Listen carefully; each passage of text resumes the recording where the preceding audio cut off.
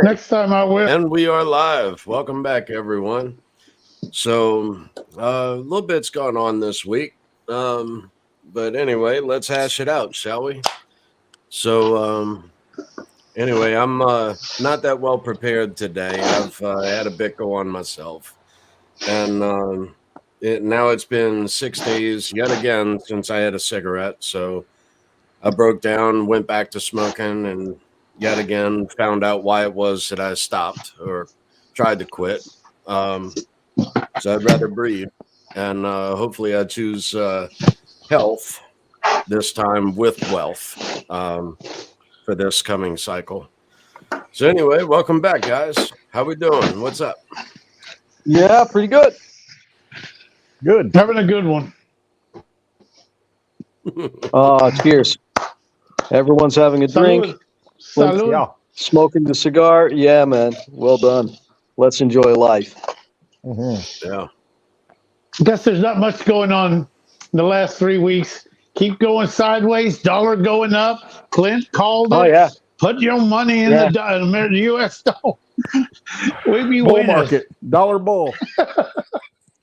Well, I think that there's actually plenty going on. It's just a diversion for look over You here. don't say. Not over here.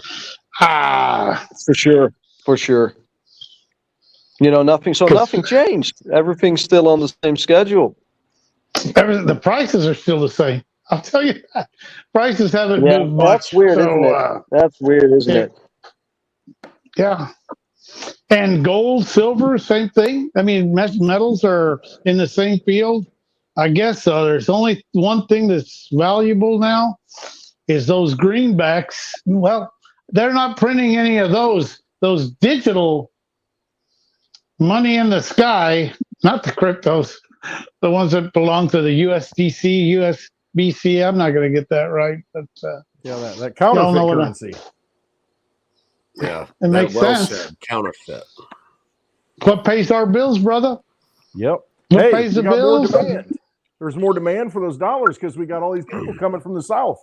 There's more people chasing those dollars now, so they're getting more scarce. So bring them in, bring them on, so they can chase those dollars. Yeah, we got some hotel rooms still open in the United States. In my area. Exactly. Let's bring them all in and enjoy this ride. It's been all good. I haven't seen very much of what's going on. I know I wanted to get with y'all later on about the Fed now and have that explained to me a little bit better. Well, we could start I think that's going in. Well, let's do it. I'll start off with that. Let me begin up front with Fed now. And I'm a quote someone. I'm gonna quote someone. It's a scam. It's a scam. Well, they say that, but are scam or not? Are we going to it? I feel we are. Well, the whole thing, like on the G20, with the mention again of CBDCs and digital identities, and that everyone in the world, Europe, US, but also India, China alike, kind of all want the same fucking framework. I mean, how much more do we need to talk about the fact that it's actually gonna happen? And the funny thing is that several years ago, I think it's not even it's probably 2 years ago, and prior to that, the sentiment around it kind of changed, right? Because prior to that, you were like this conspiracy nut that said, remember that QR code device during COVID that everyone had to use? Yeah, that's tied to your digital identity. And now everyone was like, yeah, you're a fucking idiot. You're a conspiracy theorist. Of course, they're never going to have that 1984 society. Don't be ridiculous. This is just a vaccine for COVID. And, it's just we need to take precautions. Then you got the G20 coming out actually stating the exact same thing, saying, yeah, it was a great precursor of what we could do with a digital identity and a CBDC. But obviously, we're not going to go back 2 years in time and say, hey, remember that conversation I had with you? Yeah, I'm sorry, you were right. Sorry that I called you a conspiracy theorist. What have you learned in the last 2.5, 3 years? Well, actually, quite a lot.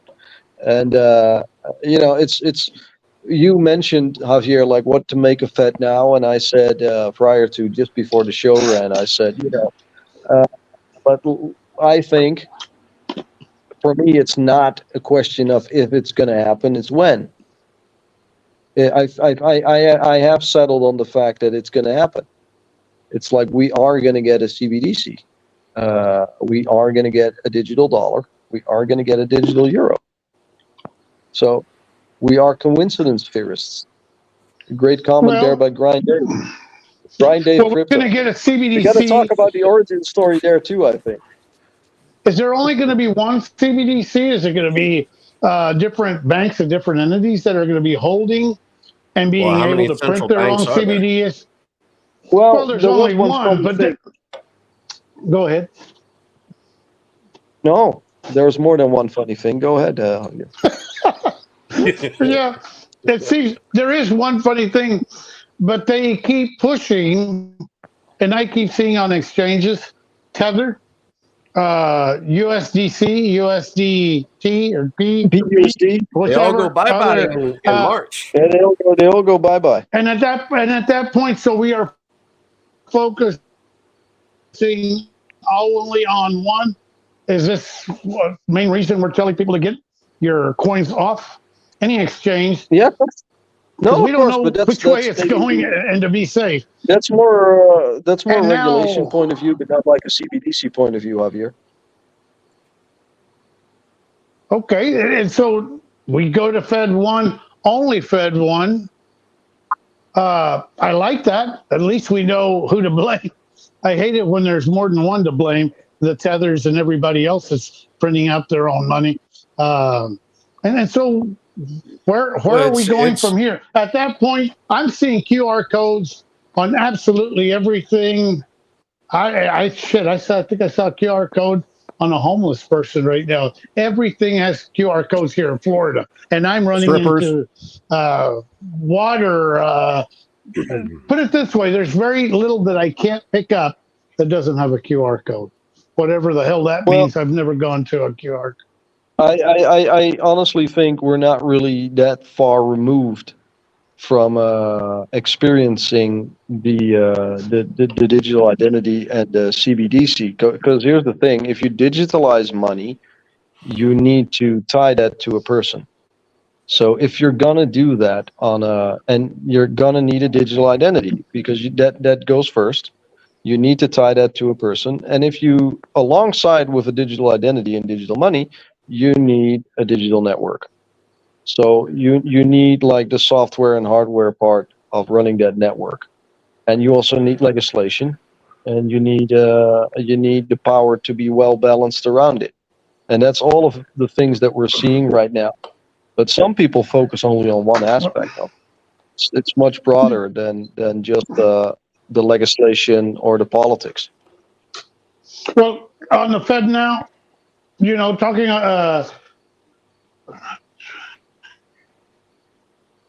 well, are they not purposely talking about the access to it? I'm not hearing it as much. I don't watch news.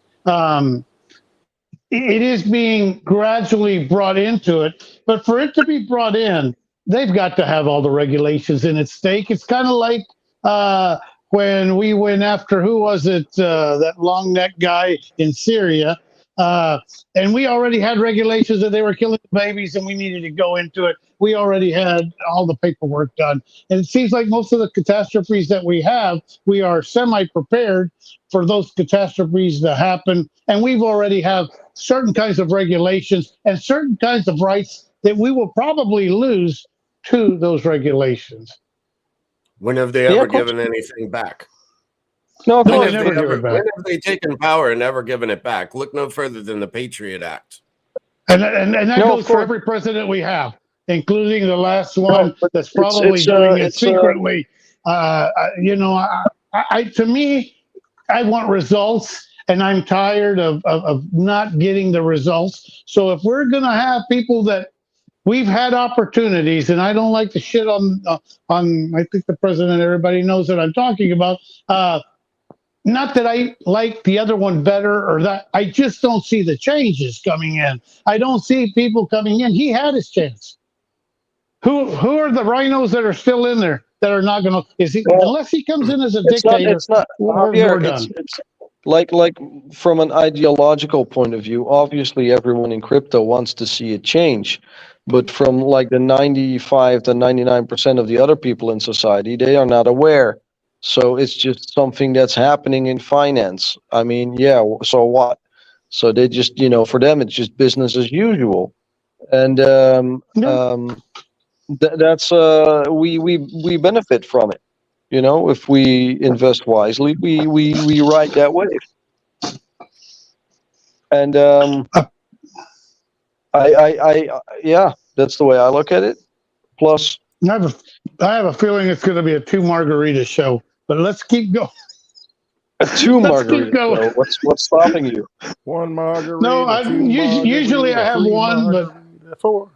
no, I'm just, you know what? It is that frustrating feeling that, yeah, I guess there are a few of us that know, that think we know, and we feel that it's heading in a certain direction. I'm wanting to play the game. I'm ready to play the game. I just tell me if we're playing soccer or tennis. I want to know what to wear. I want to be Yeah, fashionably no, they accepted. change the rules of the game as they go along. That's it, and that's okay too. We realize your father's a referee. We realize that I'm ready to play. I'm ready to play the game. Dude, we've won it before, and some of you know why? Well, Javier, Because I'm some of not. us have the knowledge to go in and look at it a little bit differently, and there's It's a so few hedge. of us that they don't give a shit. They don't give a shit that a few of us know. We're not Actually, the game actually, changers. from Maybe like a Clint, but not me. from like a demographic point of view, you're actually happy that a few percent of 20, 25, Yes. 30, 45-year-olds Yes. get some money. Like, it's actually pretty good for them too. So it's like, yeah, it's not that bad, and you have to look at like the wealth you get based on like your age range. Like, are you in the top percentile of your age range? And that's the way you should look at it. And Yeah. I think some of us are. Yeah, I But think. yeah, Well, I think, and and if we're we all aren't, ready. we Yeah, will be. yeah. Hey, nothing's guaranteed. I realize that. I'll tell Well, you this. I think I told you this earlier, Steak. That life goes by. I remember, and probably Clint and Dave could tell you. I remember when we were fucking 38 years old. It was. Javier, It let's was go back to yesterday those or the day CBD before season. yesterday. It was Let's very go back quick, to and those now. CBD season. Right. Yeah, Yeah, let's go into it. CBDC. So CBDC. Hit me. they Let's get actually back say to it on the G20 as well, is that they don't want to get rid of proof of work. They say that out loud publicly because they need it. There is a value there. The immutable ledger is a value there. It's actually fucking backed by the G20 now. It's like they used to fight it for so fucking long, like on a nation state level, and now they embrace it. It's like that's a big change. If politics goes behind this technology, then that means that the whole financial market behind it is done. That everything is But done because those politicians do are you? Well, paid for, and man.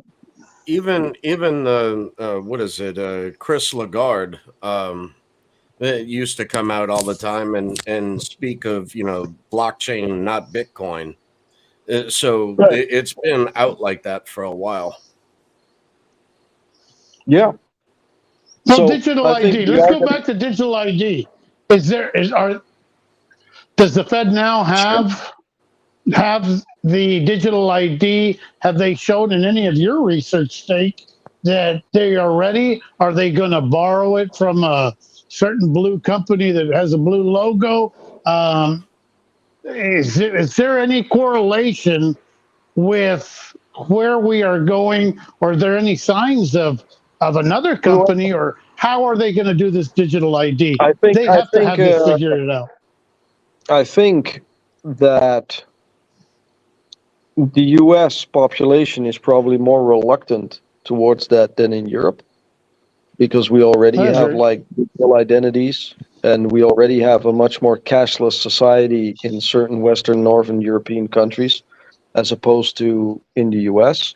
So what I can see happening is that the US will at some point adopt some of the infrastructure that Europe is working on, and then looks at like, does it work or not, and then completely butchers the fuck out of it in the US, and say, well, we're going to incorporate this, but we're going to give the data to the corporations, and they're going to have a field day with it. And you'll just have a KYC when you log into your desktop computer. So you're going to have your Microsoft and your Google. They're just going to fucking run with your digital ID. And you get ads and AI ads tailor-made based on who the fuck you are. And it's just going to be digital identity on steroids as opposed to I'm what already we're getting that from City. Yeah, that's Well, already there. let me It's just, ask like you you said, this, it's going to be State. on steroids. State, you say that you see this already in your part of your neck of the woods.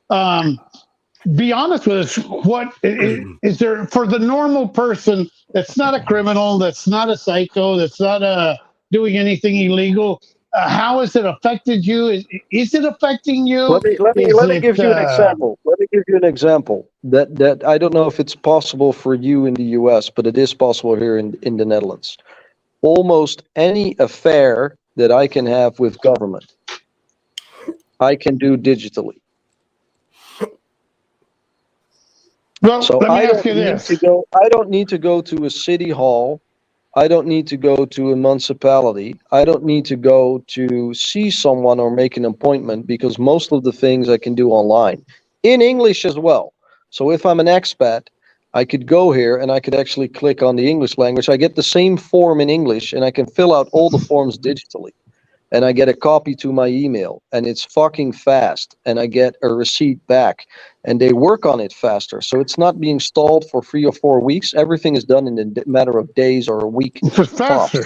So It's and you have faster. proof, you have written proof that it's been done, and it's actually Well, registered somewhere. So from that perspective, if you don't look at like the whole fear mongering of your data privacy, because that's the actual angle, that's the elephant in the room.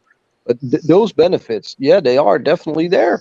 They are there. If you have a good legislation, then boom, you finally, you get rid of the entire fucking bureaucracy.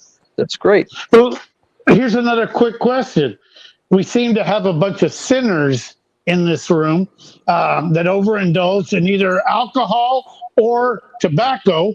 One of the Why do two you hurt is me like that, Javier? Javier, why do you well, hurt me that's like what I'm that? trying to find out. Is there any chance of us? I mean, here's the fear that I'm having. Oh, they're not going to Just let one? me eat steak every night, or they're not going to let Clint smoke that cigar every Yeah, but day, or that's purchase only that for that's cigar. only for, they are only going to do that to you, Javier. Just a sinner. I'm the only sinner. I may be the only sinner, but that's what. Here's our fear, and I don't see them doing it, If user is especially Javier, immediately. then Margarita is no. Oh, okay. They don't I discriminate. Is see what your you're trying to tell. I see your halo. I see your halo. It's just held up by those pointy things. Exactly. Like I Halo said, supports. I'm not as big a sinners as these two guys, or those two guys down here. I'm a lot lighter sinner than they are, but I do indulge, and that's a big fear for us to go not be able to get what we want. Not put it this way, we've spoken about some of these people, some of y'all have needs and women's need. Not so You much do? Clint because he's a married man, but you have. So Uh-oh. Where are you going, Javier? if you Where are would you like to going? go and visit a house of ill repute, and because that's something here in the states that's illegal and very frowned upon, and y'all two should be ashamed of yourself. But we're not going to go there right now. What we are going to go in other words, am I going to be able to use my money the way I want to use my money? Have you seen any halt? Well, And over Javier, there in Europe, you can do I what you actually want. think I actually think it could take a little bit longer for the US to go completely cashless, if ever. If ever. And I think definitely that will be a struggle that won't go overnight, let alone in a year. I don't think that's going to happen. I think it Um, very soon. I do see it soon, Steak, and I'll tell it's you why. Because we why. haven't printed a dollar bill any denomination since 17. I believe Clint did a report on that, but nobody's printed, and so if nobody's printing and they are taking up all the old ones and they're being lost. And I know a lot of them are coming back to roost, especially from the South, of people coming. And in the South, they held their wealth in American dollars. So that may all be coming back here too. I'm just trying to figure out what avenue we're looking at. And for me, it's a different story because it's a shorter game. They seem to change the rules as it goes longer. I believe there was one time we didn't pay only the wealthy pay taxes. And so that was a great thing during that era for those people. For me, that's probably my era. I don't pay taxes. Only the wealthy pay. Well, I probably will be a wealthy. But in other words, we're wanting to know the game plan. We're wanting to know how this is going to affect us, not only financially, but our way of living. Are we going to be able to afford? Are we going to be crucified for not being able to be paying our taxes, or fraudulently not paying our taxes? Javier, I think it's a timeline issue, and I think it could go any sort of direction. It's all up in the air, but I don't like to extrapolate on fear.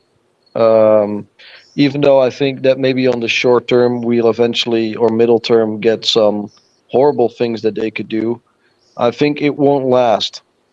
I really don't think it will last. I think it will piss off people too much. That's what I think. I think too. I'm hoping that the IRS I can see myself to where we're playing as a sane person. tax. As a sane person, I could see myself go into a supermarket, buy free steaks, and the computer tells me that the cash out, the checkout tells me you're only allowed to buy 2. I could see myself scanning a few cola bottles to get the same price, and then tell the clerk, you know what, I'm bringing the free steaks. I scanned something else, but fuck you. And at the beginning, sure. Here you got the money. Here you got the money and a little bit of tip because it's more, and you deal with the stock problem. Bye. And I can see that happen. You hit the nail on the head, because that's the way it always is. There's always going to be, dare I say, black markets and ways around things. Always going to be. Yeah. Because, the harder and more stringent of a system that they put in, you're going to have people that just aren't going to comply with it. And they're going to find ways around it. And I mean, you might think, oh my God, we're in this digital matrix. We got this digital ID. There's always something of value. I mean, there's always. What do you want to do? What do you want to do? You want to put cops and locks in a supermarket? Really? Right.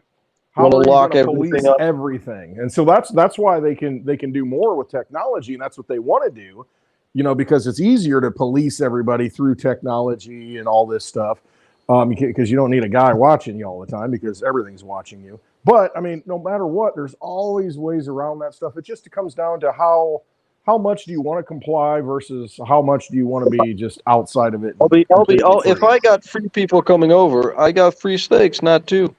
Right. Yeah, it's just like But then they'll say, "Well, we need their identity so that we can take the check mark, the steak off of their inventory." Yeah, exactly. Right. You know what I mean? But whatever.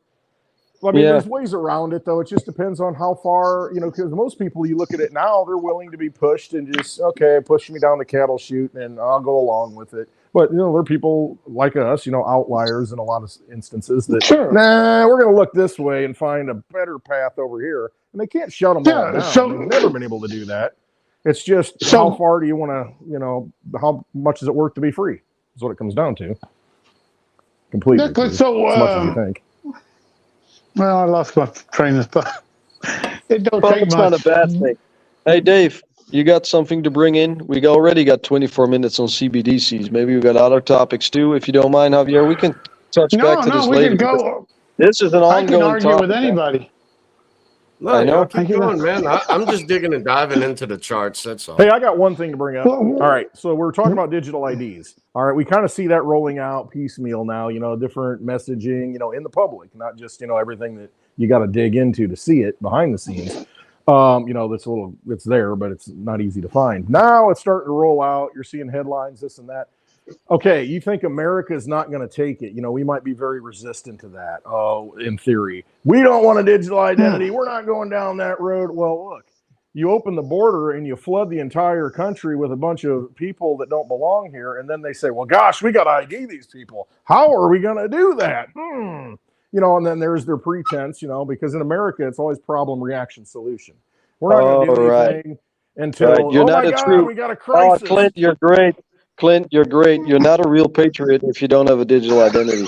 Right. And think about it, though. But they're going to start with the immigrants or the people that are coming over the border and say, hey, we got to ID these people. You're Here's a supporting digital the immigrants, ID. motherfucker. You're anti-American. You're not a patriot. Get a digital identity. It's Hey, the well, but incubators. let me ask, give me the answer to this one, Clint.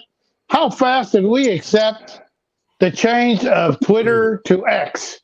You want it. You're going to change, brother. And now we're And kind of accustomed to it. We're getting used to it. It's like, okay, that's what it's going to be. And then you start thinking, oh, it's the X factor. Oh, it's X. You know, and then you start getting it in your head, and pretty soon you're acclimated to it. And you stop looking at the blue bird. And you stop saying, you know. Well, it has a benefit, though, because now when I think about my ex, I think about Twitter.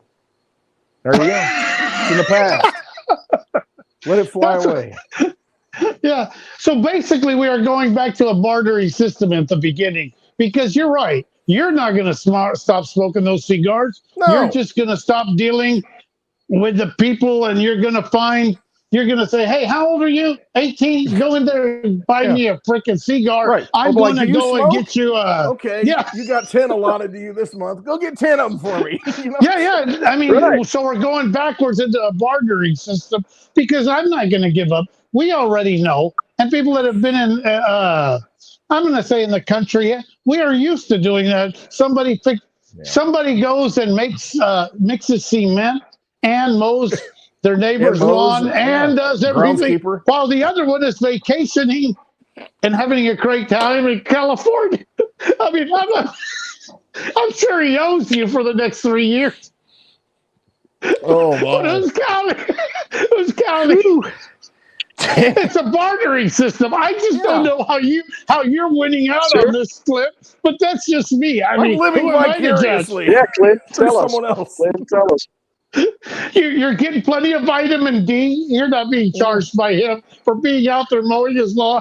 Well, what I'll do, I got to scrape together some money for the next time he comes over, and I'll be like, I need an awning over this, you know, so we can smoke outside.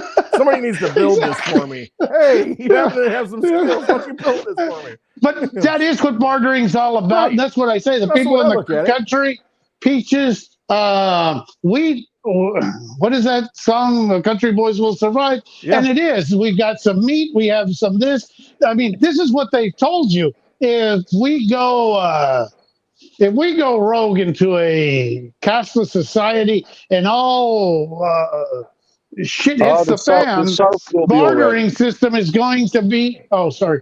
The bartering system is what we'll be going to, and understanding that people are still used to trading bullets or a knife for a gun or a chicken for some fish. And it's not as difficult as we think. We all of a sudden will find out the value of stuff, because if you've got a rotten fish and nobody wants to trade you, then you know the value of that damn fish, that rotten fish that you have. I mean, ultimately, it comes we are talking about going into to more value, understanding value. Yeah, and I mean, ultimately, that's what money's for anyway. It's to buy things, and you think, okay, so if you're actually producing the things at the source, you're talking about in the country. I mean, you can produce food. Well, everybody needs the food, and if they don't want to play by the original, you know, the framework, or I should say, the new framework, and say, and I got to go through this, and middleman, this, you know, I got to digital ID this. No, here, just sell me a bucket of those apples, or just sell me this. Go right to the source. Hey, give me some of that beef, you know, that cow you got out there. When you butcher it up, give me some of that. And they try to control all that. I mean, they are. You know, you see the Amish farmers and milk and trying to, you know, stop them from doing that stuff. But ultimately, it's like you got to get around it in some way, and you can if you're creative enough. It's like, here's a gift. Oh, here's a donation. okay, we go along our way. It's not a business anymore. It's very much interactive at that point. In a Yeah, personal level. we'll have to see if it goes that direction. But I do think that there's more reluctance to accept that in the U.S. and in certain parts of the U.S. than in Europe. Yes. So I think it will be a little bit later. I also think the EU is more ahead in regards to infrastructure.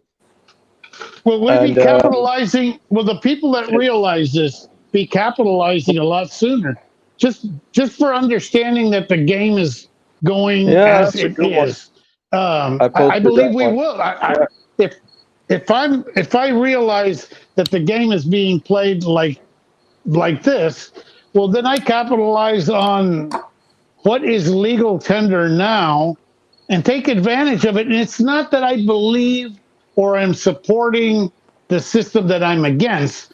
It's just that that's the game we're playing. We don't have a choice but to play that game. And if you can capitalize, get more money, buy more things that are later going to be assets, and I don't just mean crypto and precious metals, gasoline, food, comforts of home, any kind of, well, then you're ahead of the game just by knowing how to play. That this game is coming and we're going to play it again. And you would know more about a stake and explain to us, because I believe it's going on over there.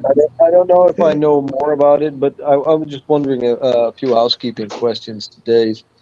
So, Grind Dave, do we have any visitors, viewers, people talking in the chat? Is there any troll box going on? And if so, how? Not yet. No trolls. Not yet. Nothing Oh, yet. they'll be here. Just the four of They'll us. be here. Yeah. They'll listen to these streams at some point, I think. Yeah, But I think a few are listening. It's just they're that's all right. They're not Maybe commenting in the chat yet. But They'll have another drink. Of Hash It Out, Dave, where it says, Hong Kong regulators want to regulate stable coins by June 2024. Well, it's actually March, April in Europe, and I think also in the US for stable coin regulation, among other regulations. So Hong Kong is only like 2 to 3 months behind. And so that for me, it's like the whole world is moving only like a quarter behind one another. It's not that there's not that many big differences between Singapore regulation or EU regulation and US. I think it's pretty much going on the same timeline everywhere. So, Steak, when you say Hong Kong, are you saying China, or are you just saying Hong Kong? Well, what I read was Hong Kong. Is that, but in other words, is that the G20 and 19 and a half? Javier, how Hong Kong is Hong Kong right now? Yeah. I'm just asking. Yeah, well, that's because I'm trying to figure out the game, and maybe it wasn't 19, the G19. Why have you, with such a brilliant question, why haven't you found the answer yet? Because I've got really smart people that know how to use this little box where they scroll through there. Whatever I see that comes up is what brings my attention. Let's usually ship it right off to here. Let's say it's Hong Kong, then it's a nothing burger, or it's like maybe English trade through Hong Kong to China could also be something. Let's say it's not Hong Kong. Let's say it's China. That's pretty big. Then it's pretty big. Because we're back to 20. If it's China regulating stable coins on almost the exact same timeline as the West, that means the East and the West is only 2 to 3 months apart. It seems that we're more interoperable than we think globally. Two things on that. The first thing, it's the timeline, makes sense to me. The first thing is, if the regulation for stable coins, let's say, pretty much, everybody does it roughly spring of next year sometime, spring to summer. If that happens, I'll just rhetorically, let's say this, and then I got one more point, and then I'll let go. But let's say that happens. Does that introduce the stable, or I should say the CBDC at that point? Is that the precursor? Hey, we're regulating the stable coins, and they put the smackdown on them, and then now we got the CBDC, and then they roll those out. And then the second thing is, yeah, that's kind of what I thought. But the second thing is, you look at the timeline of it. I mean, what do you have the Bitcoin halving in April of next year?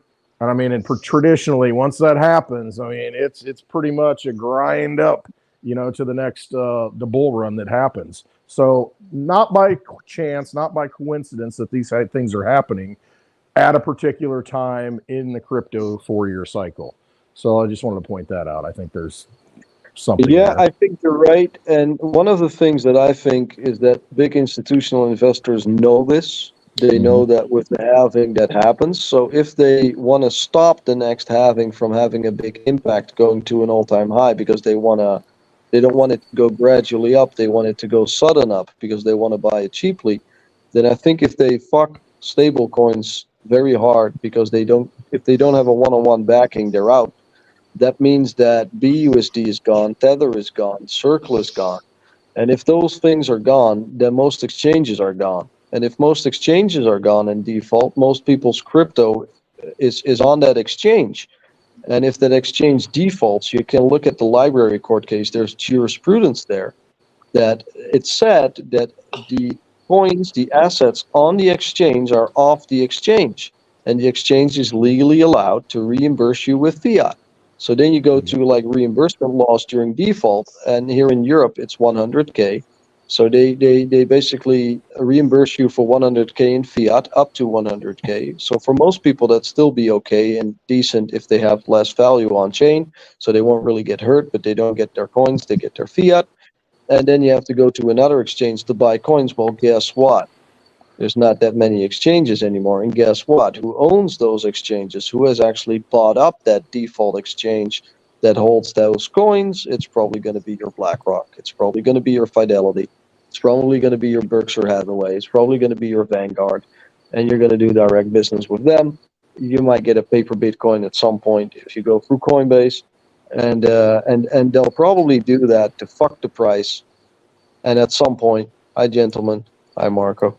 If you do that, then probably, I can see the market tanking a little bit because of the default of the exchanges. And then all of a sudden, as we go into like an all-time high and the hash rate still going up, whenever these big institutional investors want to, we're going to see a sudden all-time high. Like we're going to see a sudden fucking spike upwards. And only when they've bought most of the people out of their coins, they're going to shake the tree. They're really going to play the fucking game. I think I would like to. For 1 year, we're going to see institutional investors fucking with retail. And I would like to segue a little bit into what Cliff High has been discussing with this different stuff that's going on, and 13 times the emotional data of 9/11, but and how that fits into the timeline. Now, I've heard him state that he doesn't see this as financial, but I don't see how it isn't. I view all of this as financial shenanigans across the globe. And he may be correct. It may have to be some sort of a thing that just, I mean, you can no longer you can no longer overlook it. However, I think that it is more financial than anything. So what do y'all think on the latest with Cliff High and all of Dick Algire and all of this with the remote viewing? What have y'all looked into any of that or listened to any of it? I think I may have sent it to you. I know both Dick and Cliff. One of y'all with a C. One of y'all with a C. I just get them wrong. I don't know what the hell. I'm sorry. You know, all y'all white people look alike. I'm just saying. No, I'm not being racist or anything, but What you mean, you people? Javier, you people. I told you, maybe I should have this next margarita. Let me know when I got 50 minutes left. You should do it you know right what? now. I agree with them. I know that their timeline hasn't been always right, but I do know, God dang it, at one time, Cliff was so fucking accurate. It was absolutely scary. And if I were a betting man, I wouldn't bet on his timeline, but I sure the hell would bet on what the hell he's saying. And same with Dick. You know what? He was hired by the military to view shit like that. But I'm probably starting to go woo woo as much as anybody else here. So here go it ahead. is. Here's the tagline: Javier bets on Dick. Yeah, we can roll with that. Yeah. You know what? I guess you could put it that way. I would. I'll tell you this. He's one of the people that. Can we make it? That Can we make it haven't- past tense? Like bet it on Dick. How many have you had, Clint? I've seen you open about I know, right? Six. No, That's okay. I just grabbed two I'm sure more. it's I've had hot. two. Now I'm on my third. Oh, okay. Because I Well, thought that's you not a opened at least cigar. six. What am I smoking? No. I don't know. Maybe, never mind. Anyway, no, like I said, I'm one of those guys that, hey, it's a matter of timing before it hits. But yeah, I'm into that Dick Al guy. I'm not a patriot. I don't know how to be a patriot to anybody. So I'm not, but I do watch his shows, and I have enjoyed him quite a bit. Well, what do you think of Dave's point, though, that if you have, say, for example, they're right, hypothetically, and they have like 13D emotional data on in regards to like what 9/11 did. So they see something brewing, and they have like they see everything moving in that same kind of hurricane of words, and they think it's like 3 months away from now, but you know that could be debatable. So, but it's in the near future. Say, for example, I think it's happening right now. I think it's happening, but it's regional. It's happening regional. Javier, hypothetically, let's say he's right.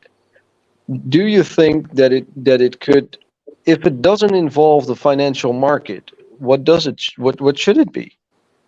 No, I agree with him on that part. I think that everything's going to affect the financial market. I definitely think. I think that they are going to try to bullshit us. I think the emotion right now. I don't think everything influences the financial market. I think the financial market influences everything. I could have got it backwards with my ADD. Oh no, then we mean the same thing. No, but it's not the same. You're very right. You're very right. I agree with Dave. They are. Yeah, I think that it could happen. But I also think that the emotion is involved and it's regional. And to most of us, we really don't give a shit about anybody else if it isn't happening in our part of the world. Let's dial it down. Let's dial it down to a bunch of guys in a bar. We're in a pub. We're having a good time. We're talking with one another. What subjects should come up that pisses the fuck out of us? It's either religion, politics, women, or money. Maybe sports. I think that all of the above would be exactly where we would be at. And the drunker we got, the more emotional we would get into the conversation. I mean, money and losing your, I don't know any lack of a better word, sovereignty or what you built. Because you think about, I think there's an emotional hot thing right now with the border being open. You got a lot of people pissed off. And they're like, what is going on? I mean, it's disrupting the normalcy bias that most people have in their life. I mean, you look at New York City. I mean, people are getting like, what is happening? This is really disrupting things.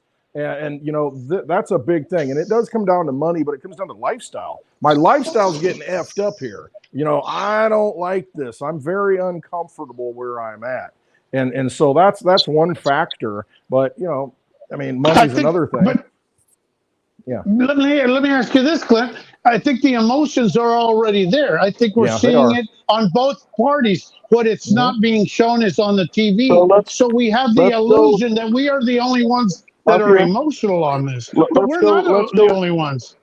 Go ahead. Let's go in a tangent there. Say hypothetically you're right. The emotions are already there. Let's say you're right. Let's say we're in Yes. the controls of the storm. What is it that causes most people to be emotional these days? Isn't it the money? I mean, yeah, it hits you somewhere. You know, hey, this is going to cost me money. You know, I got to pay more taxes for Ukraine. I got to pay more money. I for can't this. afford this shit. I got debt I on think my it's eyeballs. You're I right. work This I a beer decent costs me disagree. job. $5. I can't Yeah, make Let me ends give you meet. another one. I think it's the uncertainty. The uncertainty of not knowing for a kid right now to know where the fuck they're going to Okay. live. but I mean, the For ultimate the emotional. uncertainty of us, do we Yeah. have enough money to make it till death? Do we have Sorry, enough Cliff. money I couldn't to hear you. exist? It was me. I was rudely interrupting people, as you That's all usually right. do. I get a second margarita, Javier. Get a third In one, other too. words, turn off my mic and go get another, make myself He's like another that get guy off. at that Islamic wedding. He's shooting the gun off, and then boom. Oh. I'm sorry about that, Cliff. Go ahead. Best wedding You know ever. what? I'm You hit the- fired you up hit the today. mother-in-law. Yeah. Oh, Yeah. whoops. Just an accident. I forgot what Yeah, we they were got talking that joke, about. right? What Clint, I'm looking They at, got that Javier, great joke, right? What should you do if you see your mother-in-law going out? Light her on Clap, fire brother. again. Okay. All right. There you go. I knew there was something there, and I couldn't get it. I knew there was some word. but what I'm looking at, Javier, I don't believe that we're going through it right now in that 13 times 9/11 as far as the emotional data. Look at where we were after maybe 9/11. starting with it. The I don't entire know. country was ready to sign up and go join the Marines and the Army and the Navy and everywhere else. I mean, everyone was willing to fight. And even though, many think other things were at foot and at play there, the entire country united and went. What was just I've never seen anything or witnessed anything like that before. I can't imagine 13 times that. And what could that encompass other than the financial? What could do that? Aliens, a new. Well, you know what? I think if you ask the people on Maui, they're going to go, our land being taken. Do you think that that's maybe 24 times? And other places that we've had Magnify it. places So and start doing it so because you're it's saying, kept. It's kept. Now I'm telling you here. I don't know what he's saying. Is there a fear of it going on here? Yes, maybe. I don't Can know. you repeat yourself, please, Javier? so wait, time out.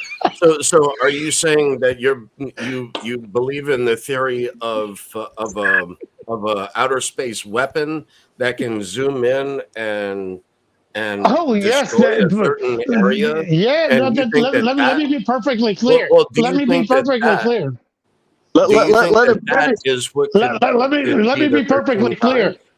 No, We've had HARPA. We've had HARPA controlling our weather, and we're just ignorant of the fact that will soon come to pass. But yes, do I think that this was an accident or that it was just a coincidence? It was as much a coincidence as a plane hitting the Pentagon. I'll tell you that much. Go take a look at the fucking video. Oh well, I know we can act like it doesn't happen, and we could go that 9/11 was actually some terrorists, or we could really maybe look outside the box every once in a while and see that there could be a possibility that maybe indirectly or directly there was an inside job. Well, We had a building I'm fall for no asking reason. about the technology that they're supposedly using. Do you think that could generate 13 times that emotional data of 9/11? Side note, Yes. but we did find his ID, even though the telephones in the fucking building are melted and disintegrated to fucking dust. We found his ID, and this is how we know who it is, right? Yeah, the same thing happens in New York. The same thing that happened in Maui happens in New York. How much emotional? Because now we have financial and a great deal of what is that? The 10th largest economies in the world. Yeah, it would have to be a financial. It just depends where it happens. Well, I mean, if it happened, it took out the financial infrastructure in such a way, like you said, New York and maybe a few cities or maybe a few locations, and everybody's like, whoa, holy crap, and then it's like, we're under attack. Somebody's attacking. Somebody's doing this. Who's doing this? I can't spend my money. I can't go to the ATM. Nothing works. I can't get gas. I mean, the electronic system's shot. That would be a big thing. I mean, that would be a lot of an emotional, it's like, I can't go buy anything. I have no money to buy anything because they're all digital. What am I supposed to do? And, so maybe something like that could happen. But, I mean, it's almost like it has to be such a huge panic level. I mean, a huge emotional level to where, I guess something like that could start it. And then maybe if it goes days and, when's I don't know when it's going to recover. And, one of the things in his data he talked about, it's possible. And of course, it always errs on the extreme that the internet could be gone for 10 years, if this location gets hit. And maybe it's not 10 years, but that's the narrative. Oh my God, we might not be able to recover for 10 years. And people are like, wait a minute, how old am I? 10 years? I'm effed. I worked my whole life and now 10 years, I'm not, everything's disrupted for 10 years. I got an angle here. Yeah. So say, for example, when you say 13 times the number, say that it's 13 times longer. So say the intensity is the same as like 9/11. It just lasts 13 times longer. So for example, something would happen that would be spoken about for a much longer time at a high intensity. Say, for example, pension funds. That'd be a big problem for everybody because everybody's affected by that indirectly, if not directly. Does that run through New York? That could be like, what the fuckers do, old people. I don't understand. State, your mic, breaking up a little bit, State. Yeah. And Clint, does that run through New York? Do the pensions run through New York? It's a good question. Case? They may say it does, even if it doesn't, so it would just think of it that way. Whatever happens, they would say that, that's why New York got blown up. Everything was tied to that. Oh shit. All they need is an excuse. Exactly. All they need is the excuse. So it doesn't matter necessarily what happens. It's just what do they say happened to the things that affect us. And that's what's going to get us emotionally ticked off. Because wait a minute, my pension's gone and it's irrecoverable potentially. And you don't know where it went. You don't know how to repair it. You don't know what to do. Government shut down because we couldn't fund it. Who knows? It could be just this amalgamation, this period of events that come together to where it's like, we have no direction. Yeah. We don't know what to do. We got no leadership. What's going on? How's my mic? Still a little bit crackly, but a little bit better. We can understand you now, State. Right. I think the pensions is actually a pretty good angle that could get the entire society to be riled up because, pensioners obviously get affected, but people working towards a pension are like, what the fuck am I working for? And everyone that's young is like, yeah, what the fuck do we do now? Like, so I think that could be, and that would also tie in nicely with destroying all the markets so you can buy up a whole new asset class. Right. And then you introduce the new digital monetary system on the backside of it and say, hey, this fixes all this bullshit that has been heaping up, a steaming pile of crap for how many years? This is how we fix it. Thank God for blockchain. Thank God Satoshi Nakamoto came along in 2005. Now we can roll right over, baby. Preach. Or do you think that they are going to try to manipulate this into that it is crypto's fault of some sort? Do you think it's going to be some sort of psyop? The believers won't. I don't think the believers will believe. People in crypto, if we don't have anything else to go to, we know once you start realizing, wow, the reason the dollar isn't worth shit is because nothing's backing it, and they're printing. They aren't printing. They're just adding zeros. Counterfeiting. We keep saying we are saying that we are printing. We haven't printed since 2017. They are just adding digits to, and they are just screwing. How many people went for this? How many people went for this? Is that a tampon? What the hell is that? In case of emergency, break glass. Is that a cigar? No. Oh. This is an insulin injection, but because of what recently happened to Clint, I refuse to say it. Yeah, I know So what you're this is saying. insulin, but is it no more difficult than this? Yeah, we have no access to medication. We have no access. Well, Put it this way: I believe Clint said this once. For people to change, or he had quoted somebody, for people to change, we would have to suffer, and that's the way people do change is by suffering. People, why would we? How many times have we mentioned this on Spaces on your show, Clint, and on Underground, where we talk about what the reason we in the United States aren't affected as much is because we have plenty of credit, and when your credit card is maxed, Yeah. you just go get another credit card, and then when that one's maxed, you get another credit card. I don't. And as Can you long guys as we hear don't me? have anything to suffer, yes, Yeah, we I can can hear hear you. you. As long as we have nothing, as long as we have another credit card, why not? Well, yeah, no, and that's it. You think Great Depression, what happened? They didn't have credit cards. They ran out of money. Well, They couldn't get their money. They get in line for bread and they beg because they got They nothing. beg. And now we've Whoever been kind of wasn't prepared. insulated in and built up this facade of wealth to where it's fine, we'll figure it out. Like you said, we'll get another credit card. We'll do, we'll keep the game going. And then what happens if the game stops? And everything just stops working. And the potential that it's going to come back is not there. You're like, oh, we're used to things getting fixed and papered over. What if it's not going to get fixed? And we think that it's not going to get fixed. Okay, now what? Where are we? What are we going to do? Hey, it's all these illegals' fault. It's the aliens' fault. It's this probably person. you're right, Clint. That they'll always find a victim. Always, they gotta find the enemy. Well, the enemy is very simple. The enemy is always the people, or some foreign adversary. They'll figure something out. Maybe it's aliens this time. So, what I wanted to add, Javier, please, I want to add something too. We've been going on for an hour now, so let me just add a little. Sorry. If you look at what everything you guys say, and if you zoom out a little bit, then you see that other countries don't really want to buy up U.S. debt anymore as they used to. So that almost crashed the GILT, the gilt markets, in September 2022 in England. And that was like almost by a mistake because the pension funds are basically continuously buying up the shit.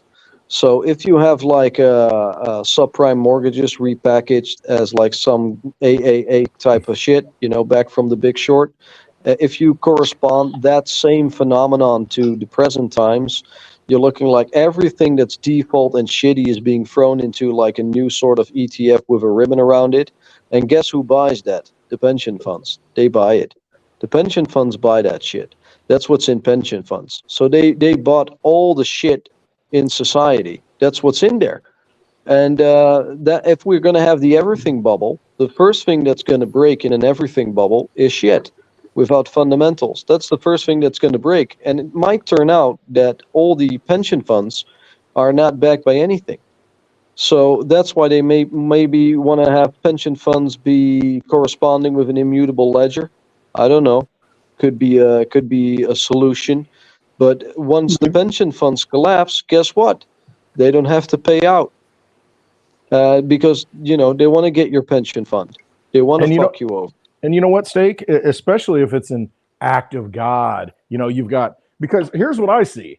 I see this whole climate change narrative just really starting to, seed out there into the public. You see it all the time. Everything's blamed on climate change. Oh my gosh, lightning struck. Climate change, it's the most extreme lightning ever. It's the worst lightning. And look what it did. And I mean, floods everywhere, this, that, hurricanes, everything's just extreme and magnified through the media. Climate change.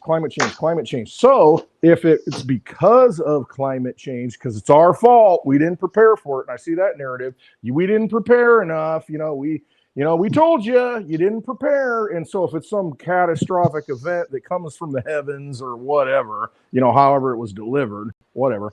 But that puts it in a different thing to where, think about insurance. Think about all these funds. They probably have act of God clauses to where, well, the damn meteor hit. There's nothing we can do about it. You lost all your shit, and people are like freaking out. And so they're off the hook, the people that pulled it off because, well, it was an act of God, aliens, whatever, came from the heavens, we can't explain it. How do we go into this new currency? And so you reset. Well, the reset. What do you mean? What do you mean? How do we go let me into ask it? you this. Let me finish. Let me ask You're you already this. in I it. don't know. Yeah, if you just let me finish on this part, is taking away the credit from the U.S. people, because we are the people with the most credit, even out the playing field for the rest of the world, to where a digital dollar, where we can actually understand. Listen, everybody in the I world don't. is working on a digital value instead of, not that the digital value, because we're already digital, but in other words, the credit, the reason we keep getting further ahead I is don't. because I we're don't allowed to pull understand the as question much anymore, credit. Javier. Well, I don't let me understand. let me clarify. You lost me on the question. Clarify for you. Let me clarify for you, State. Is the reason that the U.S. so far ahead is because we have credit and we are not allowed to fail. As long as you have credit, you can go get more credit. As a matter of fact, I believe they are loaning to people that don't qualify for the houses right now. Can I And answer the so this question? is, yeah. Well, go ahead. I honestly don't think you are far ahead. I think all the money was just stolen from the people into a very small group of people's pockets. And I think the rest of the people isn't far ahead. I actually think the general public in the U.S. is behind in many things. Yeah. I think that I agree. they might be wealthy in material manners, maybe Yes. more wealthy than other people with what they can buy with the debt, like a good car or a good phone or a good PC or a But they computer don't or a own house it. or whatever. They don't own any of But it, though. yeah, that's one thing. They don't own it. And what's also part of it is a complete social deterioration. So you Yes. kind of get addicted to always buying the new thing to make ends meet instead of enjoying it. And it's people buy shit to survive. They don't buy shit to enjoy it anymore that much. They just buy things because they think they need it to fit in. And I don't know if that's progress. I don't really think so. Obviously, it has benefits, but if you tell me who's far ahead, it's just a few rich motherfuckers. They are very far ahead. Like they're on top of the mountain. They're king of the hill. I mean, they Yeah. decide the world, and they're American. But You haven't I don't. answered my question. You haven't I answered my have. question How would they do that? okay. That was your question prior to Let that. me put it this way. What, as long as we are allowed to have credit, what's the difference between us that can't afford those items that we are buying now because we keep getting more and more credit and to pay for it than our federal What's the difference government between is what? doing right now, that the federal doing is writing by printing up all the money. In other words, we can't afford it, and our federal government can't afford to pay off their debt. But we are so used to it that if you took our credit away, you would absolutely destroy the United States. Am I wrong, Clint? Am I wrong, Dave? I don't. Okay, so what's the question? I'm asking you. What's the difference? What would What's the happen? difference What would between the happen if old we and the had no new? credit? What would happen with no Well, credit in the United States? well, I'll Would you tell think you. that It's would very bring up simple. emotional? Yeah. It's Go very ahead. simple. You will have less wealth. You will have less divide of wealth. So it will be less easily attainable for people to loan something to get something, because sometimes that's also a good thing, like a mortgage for a house. But so you would close that down. But on the other hand, the positive thing is that people will have to learn not to spend money on bullshit, I agree. and that's a positive thing for the long term of the country. So, for example, you have to invest in good things. That takes time before your investment pays off, but that would be a good thing. And it's a completely different mindset. It's No, a I'm not completely against different credit. mindset. People aren't used to it. People don't know how to live within their means. Exactly. That's exactly the point that I'm trying to make. Say, it's not that I don't believe in credit. I do believe in credit, but I believe you should qualify for the credit. Right now, there are people that get $150,000 to go get a music degree in school. I don't believe that's a good qualification, and I don't think that's a good loan for it. I don't believe you would make that loan to a 18-year-old person or anybody else on the panel. So what we are deciding is that right now we are giving free credit to people that gives the people the illusion that they are wealthy. I agree with you. I believe that the standards, and if anybody is going to set any kind of regulations, should be regulating our credit and not gouging people with 36% credit cards. If you don't qualify, then you shouldn't be able to get that credit. This would bring us back within our means, and we wouldn't be paying $22, $25 to a hamburger flipper at McDonald's. Well, and you know what, And then- Javier, I agree with you, but I think it starts at the top, and until the government collapses or stops doing what it's doing, I mean, all that seethes through society. I mean, because look at it, they're going to come up with money that they don't have and just create it, counterfeit it into existence to keep the government functioning. So as long as that mindset, and as long as you've got a Federal Reserve that will just give the money out, I mean, as long as you have that Ponzi scheme system, then everybody's going to keep playing it, because it's like, well, until it collapses, I'm going to keep buying stuff with stuff I don't have. And, because it's not real. And, and until that changes, then it's not going to change. Now, it'll change at some point. It'll never start at the how top. does it change? I know. It'll never start at the top. Something happens, to collapse. Unless something happens, and many things could do why that. are they are getting, as Steak said, they are getting richer. I'm aware of the game. I'm totally aware of the game, and I know that that's how these people get wealthier, getting us in more debt that we can't pay off. Because at the end of the day, who holds the titles? Who holds the deeds to the houses? Right, they'll come take your stuff. They want the stuff. Exactly. At the end of the game, they go, we're going to take our ball, and we're going to take everything with it, the uniforms and everything else that we brought into this game. I can only see it going two ways. At the end of the line, I can only see it go two ways. Actually, full slavery or full execution. I agree. And I think it's a sad reality in both sides. I think that if you're either going to be enslaved and to a point where you accept it, or to a point where the frog gets boiled in the water and actually jumps out. And I don't think that there is much of a middle ground, unless the powers that be already create that middle ground from the get-go. And I don't know if they will. I hope they will, but I don't really see it working well if they.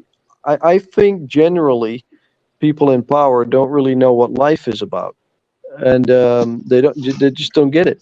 Not anymore. Because they've never been part of. They've been part of a rich family for their entire life. They don't know what life is, but yet they decide on policy, and they kind of lack compassion, and they lack experience in policy. So there's always this big disconnect, and I think that in that disconnect, I think I'm not really far away from the unfortunate truth. Yeah, I mean, and the thing is, just to look at it here from my perspective, is you do have people that are good people that want to go change things, and they go to Congress, and there are still good people in there that are just, hey, we're not doing this, but they're fighting such a monolith, such a entrenched system that it's almost impossible. And because there are good people that go there and they become, you know what? Why am I fighting this? I can enrich myself, my family for generations, come out a billionaire, whatever, multimillionaire. And so they like, you know what? We know we can't fix it. We'll give it lip service, and we're just going to benefit from it so that we can, continue and we win. And that's how some look at it. And there are some that say, we don't care. It's not about the money. We're going to stay. We're going to fight. We're going to fight. There's just a handful of those people in there. But the system's so big. I mean, hey, a lot of people pinned a lot of hopes on Trump. I mean, this guy didn't need the money, goes in there, fixes things, and we got a wide open border. He couldn't even close the frickin' border. And now we got this mess. Couldn't even build a frickin' wall. Go fund me. I'll send money to that if you build it. And it's just like, you can't come up with a few $1 billion to just close the border. And I mean, this is a guy that by design, Clint. And trust me, I know, I'm just throwing it out there. But I mean, think about that. You can't even finish, a construction project when you're a builder. I mean, you can't find the money somehow to make that happen when people wanted it. The point of the argument there. The point of the argument is there that we have nothing to worry about because the government in combination with IT is horrible. So, we have nothing to. They have a bad track record with IT, right? So, it will probably not work anyway. Too big. Too big. It's know too what? big, and that it is. It's Put it not a this small, way. limited government like we envisioned in this country. And unfortunately, the money since 1913 has allowed them to get way out of control. And at some point, you hit a wall, pun intended. I mean, and it can't continue because, the people either say enough is enough, or other countries say enough is enough, or, maybe we go full conspiracy and they're all cooperating together to bring something else and manifest something else into existence before we wake up and try and stop it. Or Clint, do a few of us that do very well buy our politicians like corporate is buying their politicians right now? I don't think we got enough money. No, I don't think we'll have enough money. I think that if we get together, I think that's their fear. That if you become a millionaire and I become a billionaire, of course, but we got old Dave as a trillionaire and Steak as a quadrillionaire, and we have a big enough group, we could start buying influences, not at the beginning to where we're going to make immediate huge change, but we buy the politicians like they are being bought right now. I am seeing Republicans that are bought. I am seeing most of our politics is bonded. And so at that point, I believe even the big winners, corporate, if we as a group have enough money to cause damage to them, maybe that's where the change comes from. If they don't regulate us out of it, I don't know. We don't make the money. Maybe I'll just build a giant orphanage. Who knows? Or what are those small? You got to write off. Like Steak. We got Vatican City, we got the City of London, we got Liechtenstein, we got these little pockets of sovereignty, in the midst of all of this, to where they do what they want to do. I mean, does it get to that point? Well, then they just roll in with military forces, because they can, pay. Ultimately, it comes down to not volunteering into it. Here's one good example, and I'll shut up. I saw a video today to where in Texas, the state of Texas put up barbed wire on the Rio Grande, okay, to stop people from coming in. And then you've got Border Patrol agents under order going out and clipping it. And then people are just walking by them. They don't say a word to them. And it's like, why are these people following these orders? Well, my pension's at stake. What happens when the pension's gone? And so maybe that is the thing that needs to happen, to where people do wake up and start making a change. But what's going to happen then? You're going to have a demagogue. You're going to have somebody come in and say, okay, this is how we fix it. We got the problem. You're going to react. Here's the solution.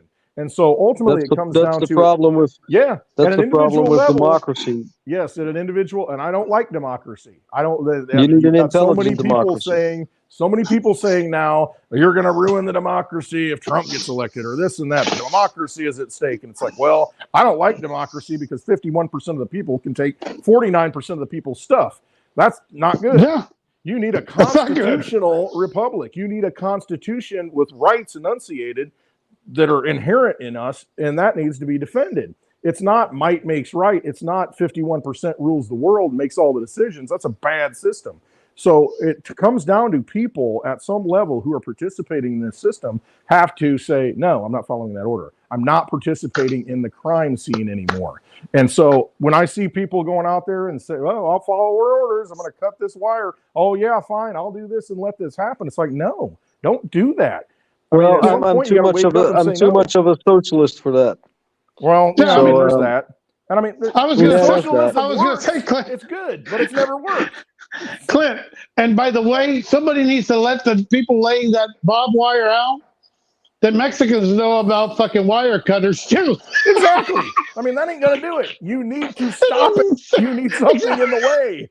I mean, the cow, is not going to jump over a wall. It's just like you put something there, for livestock, even to where they're not going to get. You've got to control a border, or else you've got nothing. And you got no boundaries, no nation. But put it this way: you don't think our government up on top knows about what kind of damage they're causing to this They know place exactly right what's now? happening and what's being done about it. So for everybody here thinking that we live in a capitalistic society, we don't understand. We have never lived. The United States does not know what capitalism is. And until we start realizing the true history of the United States, which is not a capitalistic society, just because of what the hell has been going on and the perks that some big companies get over other companies, that tells you everything you need to know. Yeah, we just need a free if you market. follow the We just money, need a free market. That's what we need. A Well, free here, that's all we you need. cannot. You Let's can, go back you to bartering. You cannot have a free market with a CBDC. market. You can't, because that's not money outside of government. That's what you need. You need money that stands outside of government to where you've got sovereignty to be able to make the decisions you want. And we don't, that's inherently not a CBDC. Yeah. Mm-hmm. It's just not. Well, we start understanding true value, and we can see with what happened in Venezuela that these are experiments to see, and in Maui with the fires, but Venezuela with what went on, we realized that the true value of a house was 2 gold ounces of gold, 2 ounces of gold was the true value at that particular time. Like you have said, what's a bottle worth in the Mojave Desert, Clint? Yeah. And you're dying of thirst. A bottle of anything, any kind of liquid, not just water. Imagine, I'll drink Yeah. whiskey Well, out at the end of the day, you can't eat Bitcoin, you can't eat cash, and you can't eat gold. You got to be able to use it for something. If you can't use it for something that you need to live, then all you have to do is find the person that finds the worth in the Bitcoin, in the seashell, in the tulips. And as long as you can convince that person that there is value, then you've got a bartering system. Yeah, that's maybe fair. It's a weapon. Maybe it's cigars. That's fair. Maybe it's alcohol. Maybe it's whatever the hell we need to understand. Maybe for Clint, he's ready to sell his house after 2 weeks without 2 months of cigars, and I've got a freaking box of cigars and 4. Yeah.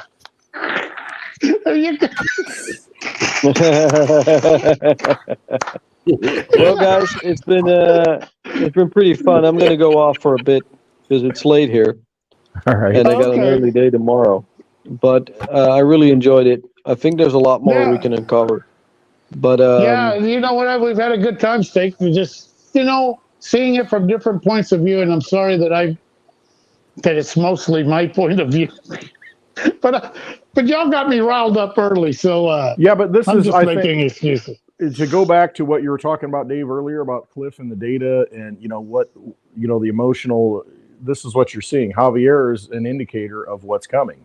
I mean, because you're going to see that emotional. What is going on? And you're going to see more people thinking, okay, this is really messed up. And I'm getting kind of riled up. I'm getting upset because I'm realizing that, I can't, everything I envisioned, everything I was promised, the rules on the field, they've all just gone out the window. And here I am out in the middle of the field, and everybody's like throwing balls at me, shooting golf balls out of guns at me, throwing a football, hitting me in the head. And it's like, what is going on? What kind of game we playing here? And I think that's your emotional intensity. But it's like, what is that thing? Trying to identify what that thing is. I think, Steak, you got a great point. I mean, the comfort of having that pension, the comfort of having, okay, yeah, it's bad. Okay, yeah, I'm losing money, every day I go to work, but I got my pension. I got this money wrapped up in there. I know I've got that at least. Well, if that's gone, now I'm kind of survival of the fittest mentality. Am I going to make it? I'm not making it right now. At least I had that to back me. Now I don't have that to back me. I mean, so it could be a combination of things like that to where nothing works. I mean, everything starts falling apart, and we don't know if it's ever going to come back together. And then you start acting like Javier. Yeah, my emotional distress dog isn't working. I need to trade this son of a bitch in for one that does work. My emotions are getting worse and worse. Hey, we'll give you a loan for that. We'll give you a 30-year loan for that. Let me borrow one of your jobs. Let me So borrow one of your dogs. another. It's his fault. It's your goddamn fault that I'm so emotional. Also, you're making me more emotional. Anyway, go ahead. So here's another thought. Here's another thought, right? So what if this 13 times the emotional data actually comes from where it is that we all came from? So where we've had to go down all these different deep dives since, I don't know what, 2001 since then. So like the 2011 Mayan calendar, the world was going to end in 2012. Well, all the different things that we've uncovered and went and dove down these different rabbit holes would have suddenly, this is the Great Awakening, and the average person out there just can't deal with that much. Yeah, they're 20 years behind all this stuff, and now they're starting to uncover it, and their minds are like, what? And especially if they've been, all over the place. God knows what kind of situation they're in, what they put in their bodies and what their mindset is, and they find out all this has been a lie. I mean, I've invested my entire energy of my life in all this stuff, and it's all a lie. Everything's a lie. Everything. I mean, and it could be that to where everything just clicks at some point, and wow. And you got a bunch of zombies walking around. Can you imagine if they find out that the people they believed in fucked their pensions? Exactly. I mean, they're heroes, and I've seen that with personal relationships to where, I've had comments from people, I used to trust. And then you get, what you get? You get those stupid, you get those stupid celebrities and millionaires saying, "Oh, it's not so bad," because they can't relate, and people will not tolerate it. Like they won't be able to. The mass media won't be able to know how to console those people because they don't understand. Right. They don't get it. That's where the compassion lacks because they don't get it.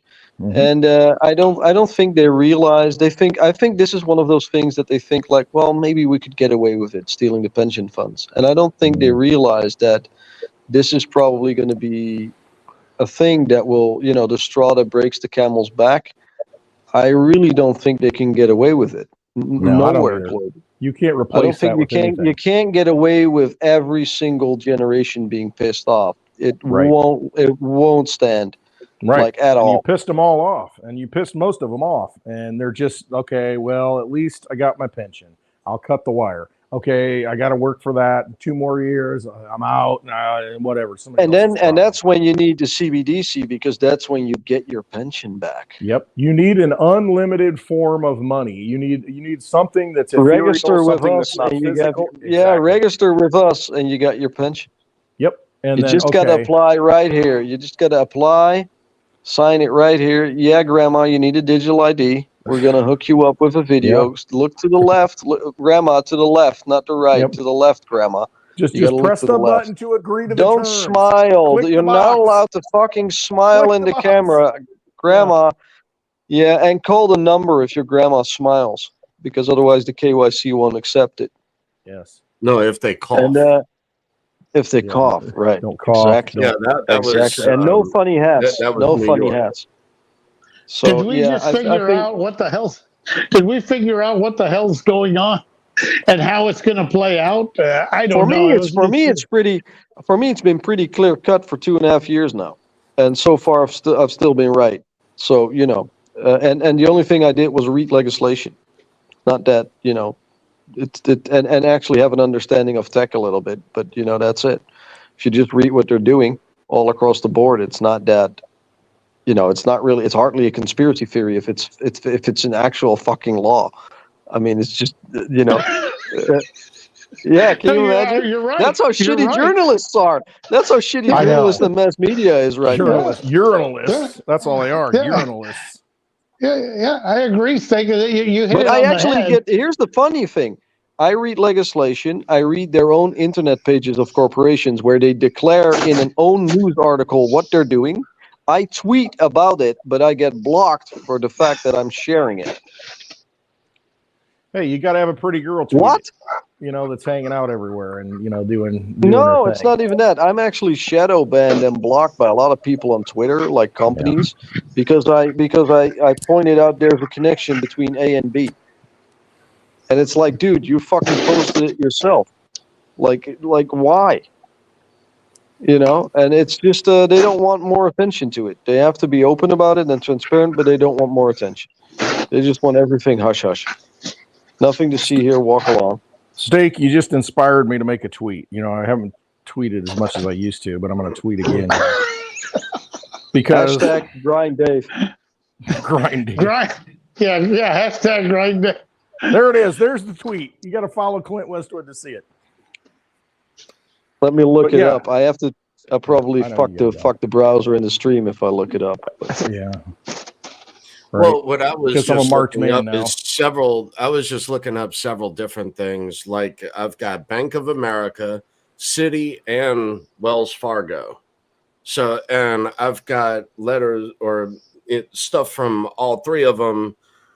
You know, to do this enrollment thing with you know digital or digital something or other, and it's like this is all tying back to everything that we just spoke of.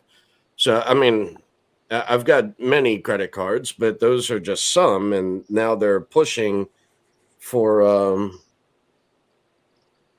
what is this? American Express. No, it's just rewards. But you know, they're all trying to get me to join into some digital something or other.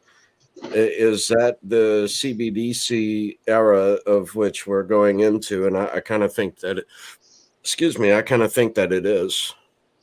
You think about Yeah, insurance and two plus companies. two Yeah, plus go ahead, two is Steve. 5, right? Yeah, exactly. I mean, that's where we're at, isn't it? It's like, Well, I mean, they're offering $200. You know, for one of them. It's like 200. Look, if I get more for a it is shot. free, if I it get is more free, for a fucking vaccine. if it is free, then you are the product. yes, Remember that. absolutely. Well, You're paying somehow. let's hash it out a little bit. We got regulation coming for stable coins in April, October, or April, September, April, March, April, and in October, September we got exchanges. In June we got it coming for Hong Kong, maybe China. We got a CBDC coming. We got digital identity coming. We got BRICS nations, right? Yeah. Yes. We got so we got U.S. debt not being bought up as much because these BRIC nations won't do it anymore. So you won't be able to export inflation that much anymore. So you need to cut government spending, and you need to make sure that people live more within their means, so they don't pay back the debt as much as they used to. So suddenly everything kind of clogs up the wheels, and it kind of breaks at some point. And then the dominoes fall, and the shit that doesn't have their fundamentals in check breaks first, which is all the shit that the pension funds bought. And then suddenly the pensions are gone. And then they have their incentive to say, well, we should hook the pensions up. You know, we should reimburse that by the government and have the pensions, you know, it's worth a little bit less than it used to be, you know, for whatever the market price could be about pensions. And then, you know, the pension funds are not backed anymore by garbage, but they're backed by, I don't know, an immutable ledger or a DLT, a CBDC type of system. Yeah, And then it's like, if you want to touch it, if you ever want to have pensions, even if you work for it and you don't have a pension fund right now, but you want to, you know, be hooked to it, you have to register yourself with a digital identity. And it's probably going to go through your commercial bank, and you'll have to log in through the app, do a KYC, and you're in, and you got it. And that's probably going to be. Now you can go spend your money. Now you can go spend your pension. Yeah, but people will talk about it. They'll be like, "Why is my pension all of a sudden worth less? Why is the dollar suddenly lost a quarter of their value? Why is the euro suddenly overnight lost half of their value?" That's what people will be talking about. Yeah. Yeah, I'm just That's getting what people will be evaporated. talking All about. my energy is getting evaporated here. And I think, you know, if you've got the emotional attention level, like Cliff says, I think you've got a window, you know, days of darkness, whatever you want to call it, to where nothing works. And that panic builds. And like you said, you know, how long does it build? Does it take 10 days? Does it take 15 days? Does it, you know, it might not be just a weekend this time, you know, where things should get shut down. It may be a lot longer. And it's like, oh my God, is this going to get fixed? You know, and you get people to that panic level to where they're going to accept anything to, you know, at least I got 50% of my value back. You know, at least I got something back. I don't know what I'm looking at, Dave. Says use token on Chase's app. On Chase's app I see. now. Now it's gone. It went dark. But anyway, on Chase's app, it now says use token. What Chase? Chase Bank, JP Morgan Chase. Oh, Chase. Oh, that Chase. Okay. Yeah. So here it is again. Use token right above sign in. Let's cheers to something. Let's cheers to at least the Trace token. Cheers to who? The Trace token app. I don't know what time to. Do a cheers. Salud. Yeah, JP Morgan coin. Yeah, cheers. exactly. We're all fucked. Pretty much. Go look at the history of JP Morgan in this country. Look out. Cheers. We're all fucked. Yeah, pretty much. Stock up while you can. Get the whiskey, get the cigars, get what you need. We're going to party like it's, I don't know, 2024. Whatever. It's Yeah. just crazy. But there's so many people unprepared for it, is really what it comes down to. You know And I what? think The insanity that I get. You know, the insanity that I get from like social media groups, like whether it's Telegram or Twitter or some kind of forum somewhere, is that there are some smart people out there that look at like certain angles of the market, but I don't see a lot of people connecting most of the dots to one another, because I dabble in macroeconomics. This narrative about the pensions buying up shit, that's pretty, among people that follow pensions, for them, that's factual. Like they know, yeah, that's the way it goes. And for people in Bitcoin maximalist space, they know what Bitcoin is about. For people like in regulation spaces, they know what regulation is about. They know what's coming. If you follow the MiCA regulation, like it's not even opinion yet. But if you tie it all, if you lay it down and you're like, how does that react to one another in the economy? And I just don't really see a good ending, not on the short term at least. And if money devalues, everyone will want an asset class that holds its value, and in that angle, I think right now we're still early. I mean, if you can buy in right now with these prices, I think you're gonna fucking hate yourself 5 years from now that you didn't buy more. I really think you do. And it's just like, yeah, I should have turned over every penny and bought a lot more. Should have doubled it. I could. Like right, my pension. Okay, I could take it out right now, and theoretically, I don't have a pension anyway. But I mean, if you're locked into a pension system, and can you imagine? You take a 30% haircut to take it out, and I mean, you're going to look back and say, "Man, I should have taken that big haircut, even if it was more, and just put it into something different." And I didn't do it. Just take 10% out. Empire Casino, especially if there is no 401k anymore. Yeah. Take 10% out, Clint, and leave it. If you don't believe it, just 10% or 20%, something that you can afford to lose. Take that small risk and go into something a little something like Apple. Yeah, by no means, especially from me, but just take a little bit of a chance. I think that you would be in a different place. And what you were saying is about us knowing. So basically, Steak, there are people that know where we're going. We're just the only four dumbasses that are talking about it. Is that the actual because I don't hear it out there. Besides that, it's very simple. Wall Street knows what's up. Yeah, but they're not talking about it. Many people. No, there are some on Twitter that you can follow that know what's up, and they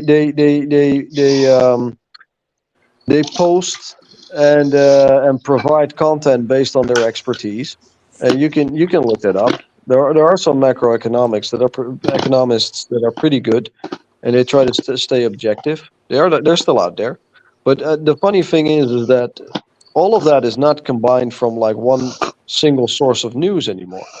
It's like you can't really, register yourself with a newspaper or like with a TV channel and actually get the proper factual news. You have to look for like specific individuals that deal with a small corner of the market, and then look at all the different corners and be like, oh, this is what's going on. Like, and even if they're not right completely, at least that you get the gist of what's going on, and that gist is enough for me. I don't need the complete details on does it go 1% to the left or 1% to the right, but if the actual consensus over the process is the same, like this is actually happening in this corner of the market where everyone agrees about, that's what I accept. And everything else, I just see that as an interpretation of a maybe, because they want to be edgy. So I'm a little bit behind the news maybe on like small things, but like in the grand picture of things, it's like, yeah, this is happening in the housing market. This is happening in the pension funds. This is happening with finance. This is happening with legislation. This is happening in geopolitics.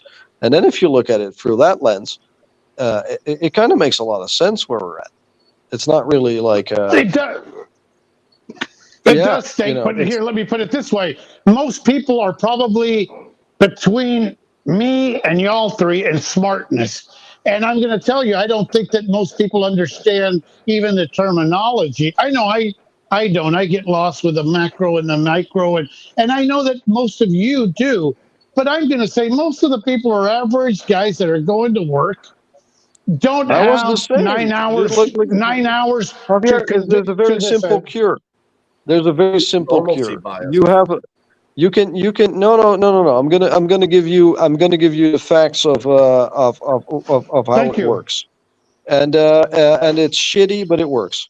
So here's the thing. Every time you experience something in life you don't know, every single time, you search it.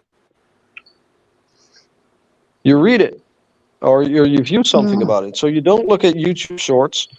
You don't look at like Netflix. You don't play video games. No, I'm 10 hours on the game. You don't do that. And if someone says macroeconomics, I don't know it, type it into Google. What's macroeconomics? It's like, oh, okay, this is what macroeconomics is. What's regulation? What's legislation? What's MICA? And read it. Fucking read it. And you do that for a large amount of time in your life. And at some point, you come to a point where you're like, yeah, there's not a lot anymore that I don't know. It's like, and then I might not know this new word, but I know where it's connected to. Like it comes from this field. Oh, I know what that field is about. So, oh, it's tied to this. Oh, all right. Oh, that's what it is. And suddenly things become more logical. But for some reason, and I don't know why, but for some reason, a large amount of people have like all the knowledge in the world in their hand palm, but they don't use it. They don't look it up when they don't know something. And I just don't fucking understand that behavior. Let me give you a clue. I've been raised in a way that says if you don't know something, look it up. You know, Yeah. and if you don't know something, look it up. I mean, yeah, you know, I'm going to tell you this, why not? Steak, and that works for people. That works for people like you, the people that have grown up with reading comprehensions and are limited or learn in a different way. Extremely difficult. And I'm one of those people that are open enough to say that I could go in there and read something and not get it. And until recently, I think it would take me 4 or 5 times to read something. I think that's an excuse. It may be, but it would be like you. It would be like saying you not dunking a ball because you are 5'6" is an excuse. I'm not talking. Javier, I'm not talking about a possibility. Wait. No, I'm not talking about you individually or anyone else individually. I'm talking like from the grand society of things, the grand group of people all together, the masses. I agree. You're not going to tell me that the masses, all of them have the same issue. You're not going to tell me. It's not like that. We don't. It's just there's a certain laziness in the general public not to want to educate themselves, and it's because they have an instant gratification. They don't want to put in the effort. They don't have the discipline, or they just don't fucking care. And that's all fine. That's their choice. It's fine. It's great. But don't complain if you don't get something, because you actually have a means to. You can ask questions or you can look it up. Exactly what I do. Ask Dave how many times a day I call him, because I'm like, what does this mean? What does Micah mean? Right. What is it? Dave I agree. I'm not a lazy person. He is my Wikipedia. And so I go, and to him, I could use that, but I don't know how to use the phone yet, Clint. So eventually I'll learn how to use that damn thing, and I won't have to ask Dave so many. But we get into the conversation. Not only do I ask him, he explains it thoroughly, and we actually get into a conversation where I'm going to tell you almost 90% of what I know is by me watching YouTube videos, asking people and digging deeper, getting myself in trouble, getting self thrown out. But I'm not afraid to do that. Yeah, but Javier, so despite what you just said, you are actually doing it. You have that behavior. I am. But that mindset, in my own way. That mindset is what distinguishes pioneers and early adopters of technology to go into something that other people don't really do because they're later at the wave of adoption. And that's okay. We need those people too in society. But right now we're at a technology point when it concerns the money that it kind of concerns everything, and you can't get people on board because they just don't want to do the work. They need education. They need educational videos to hold them by their hand and take them through step by step what they need to do. And the next generation after that won't need education videos. They actually need physical people next to them to do it for them. They actually won't be able to do it themselves. And those are the late adopters. Yeah. So it's just a adoption cycle in marketing that you can look up. That's what's happening right now. And yeah, I don't agree. I don't think we're ever going to be. We don't ever will be at the situation where people, where the vast majority will understand everything. They don't have to. Yeah, I think people are supposed to get it, and some people aren't. I think it's a timing issue.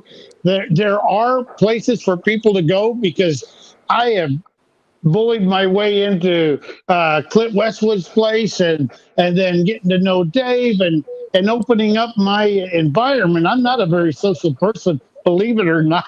Only tequila makes me that way. It also makes my clothes fall off, but I don't want to drink that much. Anyway, what I'm trying to say is there is, and people need people need to understand this is your responsibility. Win, lose, or draw. It's how much you put into it. And if you're putting more than you can afford to lose into something that you are just strictly a gambler. If you have a coin and you don't know what the hell it does, you're a gambler.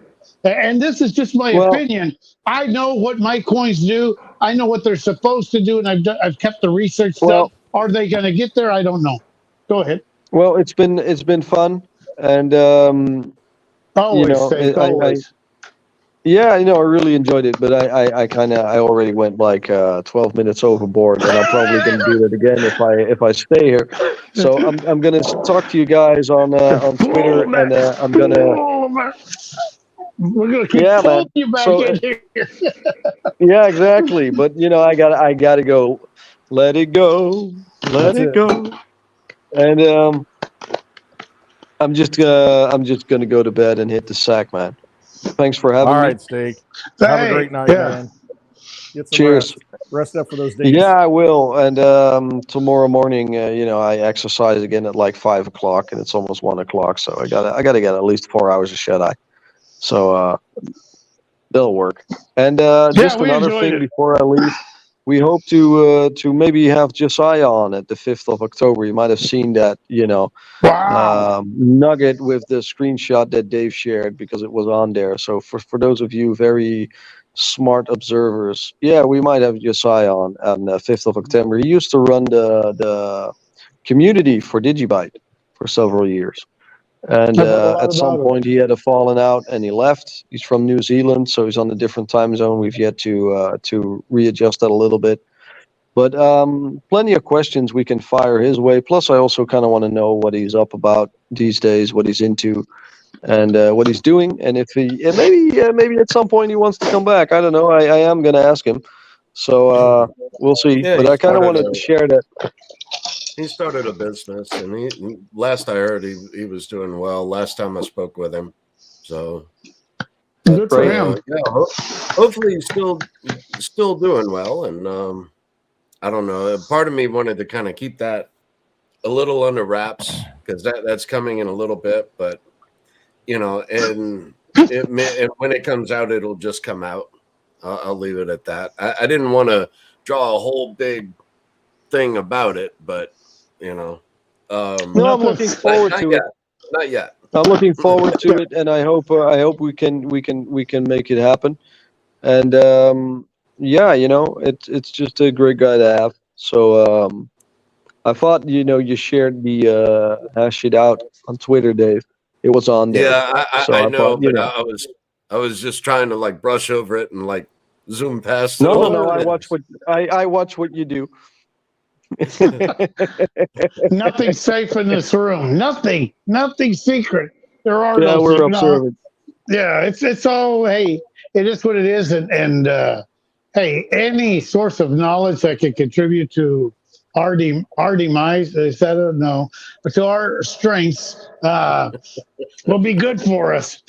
Maybe our demise too, because I screw up the words quite a bit, just like the names. But I do enjoy, like I said, even if I wasn't a part of this group, I'd be a fly on the damn wall because anytime y'all are speaking, I'm learning something, and half the time I totally agree with you. I just want to be an ass, disagree.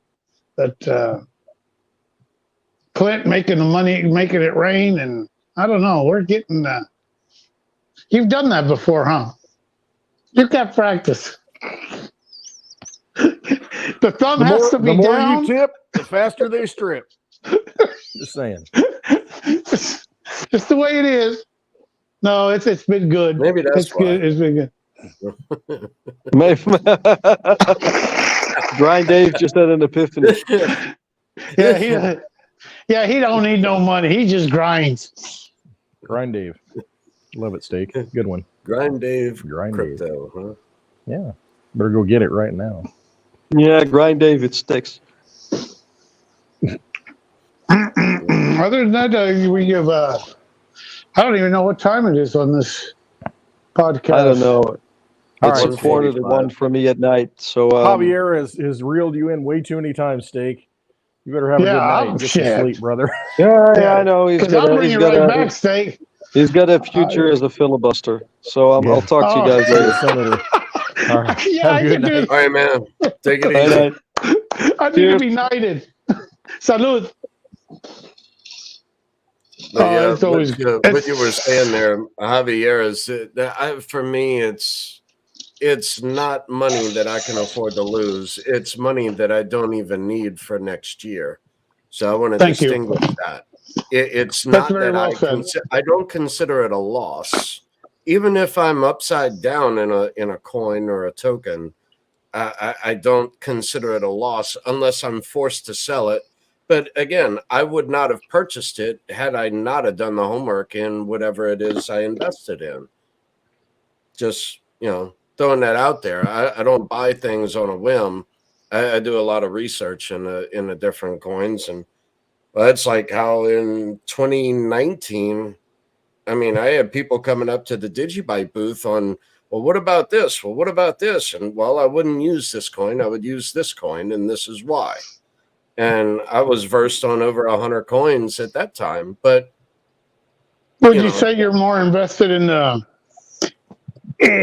more safe? And what I mean is safer is the proof of work coins that we've done more research on. Your Litecoin, your proof of work coins that we feel very strongly about. I think that's exactly.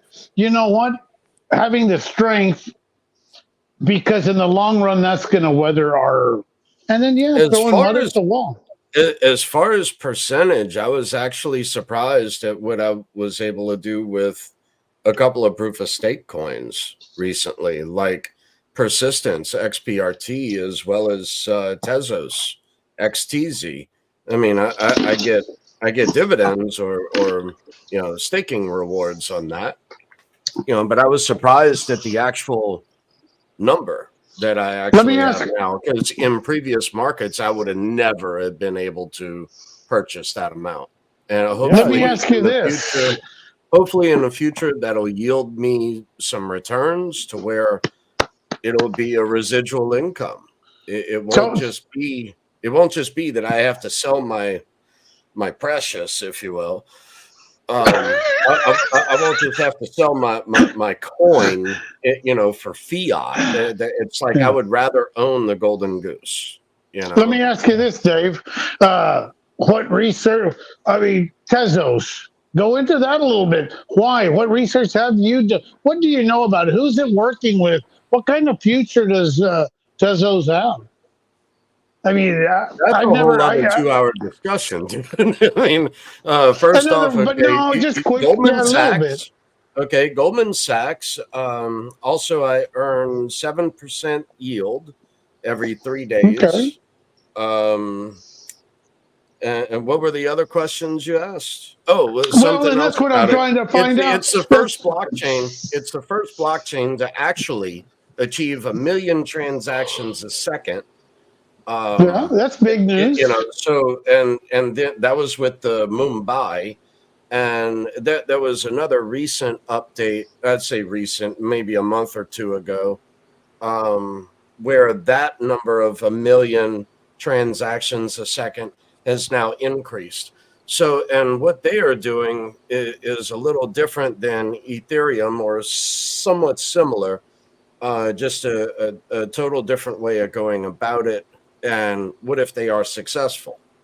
And then to top that off, it's Cliff High's mystery coin of 2017 or whatever, or 2019. I don't remember what year, but I mean, I was in the ICO of Tezos. So you've just got on who was involved. So you've got Psychic, you've got not Psychic, you've got Cliff Psychic, you've got Cliff High, you've got actual companies that they're working for. I mean, in other words, maybe to some of these new people, they're wanting to know what are the qualifications for your research. That as well as liquidity. It's on just about every exchange. So it's that's a big point. Obtain. Yeah, so that's a big point. Just like look at Litecoin, right? Look at Litecoin. That's the benefit of Litecoin. It's everywhere. Yeah. Well, everywhere I go, I see Tezos. So why wouldn't I? I mean, it's a coin I liked from inception. So it's like, well, why wouldn't I just pick up a few while it's on sale? In my opinion. So and it gives you a residual income. It may not be on sale. I don't know. Yeah. Now let me ask you, what was that other coin that you mentioned? Persistence, XPRT. Same question. The same question. Okay, so that was Michelle White Dove's second pick after Theta. Now, yes, Theta and Digibyte both retired me. So why not throw a little mud at the wall at Michelle White Dove's second Theta pick? Basically, is that the only reason? Is that the only reason you're in it? What? How long has it been around? What research have you done? 2019, and I earned 35% yield annual. And next year it drops down to 17.5% annual yield, but not in dollars, it's in coins. So I don't care what the dollar value is, it's the coins, the number of coins that I'm able to acquire. And then here's the other thing, Dave, you're not out, taking these coins and putting them on a third-party exchange that's going to promise you this yield. You're doing it on the actual blockchain because it's the code built into the blockchain. Very good point, Cliff. Very good point. But I operate only within a private wallet. Yeah. So whether that be Ledger or Persistence has their own wallet as well. But yeah, like my Tezos, I stake Tezos through Ledger. But Persistence has their own wallet. I do it through the Persistence wallet. And you can also do it through the Kepler wallet. Kepler is, I forget what the abbreviation was, but this is just off the cuff. Yeah. But yeah, with Persistence, it was 35% annual yield. And yeah, I do not put my coins anywhere to a third party ever. I will only stake that. And now they do have different other blockchains. Like Persistence is part of the Cosmos ecosystem, or Atom. So part of the Cosmos ecosystem, there's 15, 17 different blockchains just within the Cosmos ecosystem.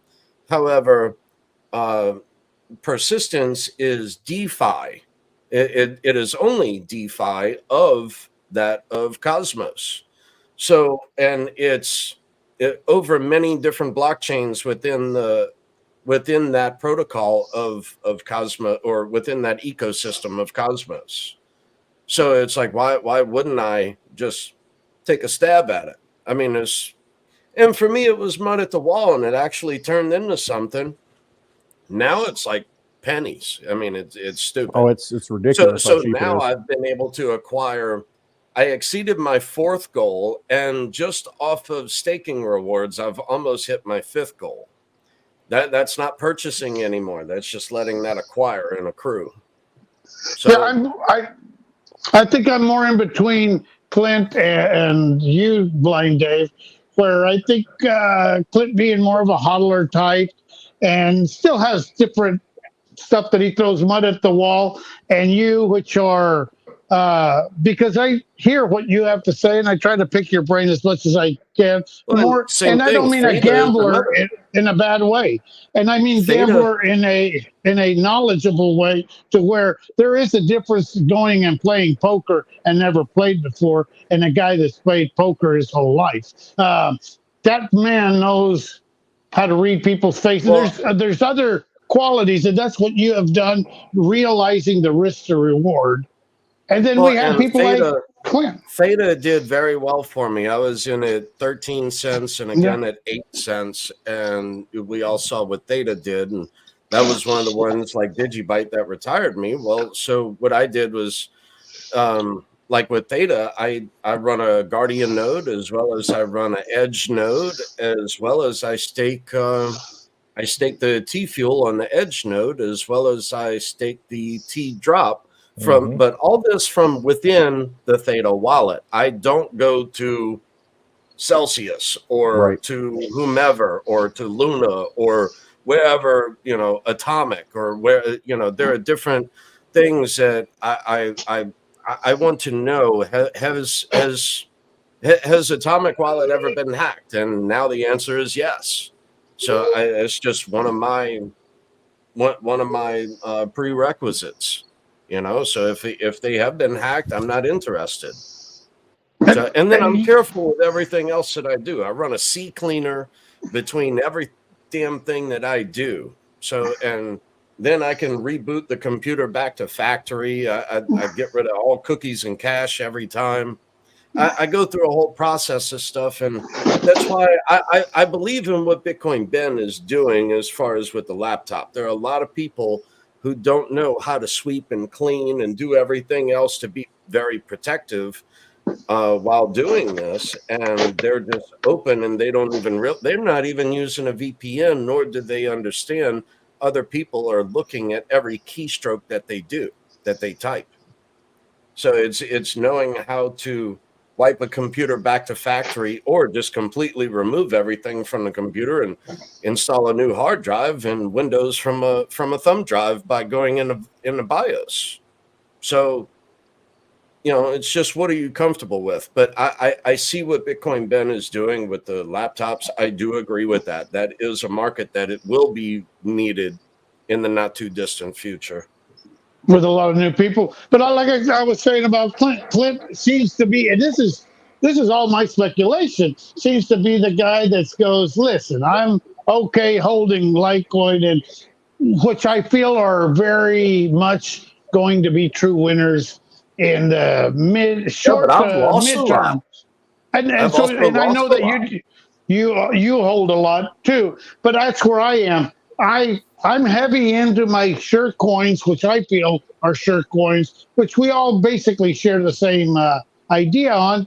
But yeah, I'm starting to see, at this time of a market at such a low price, this is when, if you are going to throw mud at a wall, you do as much research as you can on any of that coin, and this is the time. You don't do it, as they say, buy the rumor, sell the news. Don't be doing it when it's time to sell the news and everybody's talking about how much higher it's going to go. Because I think we can all witness how many times that happened to us, just to watch it go.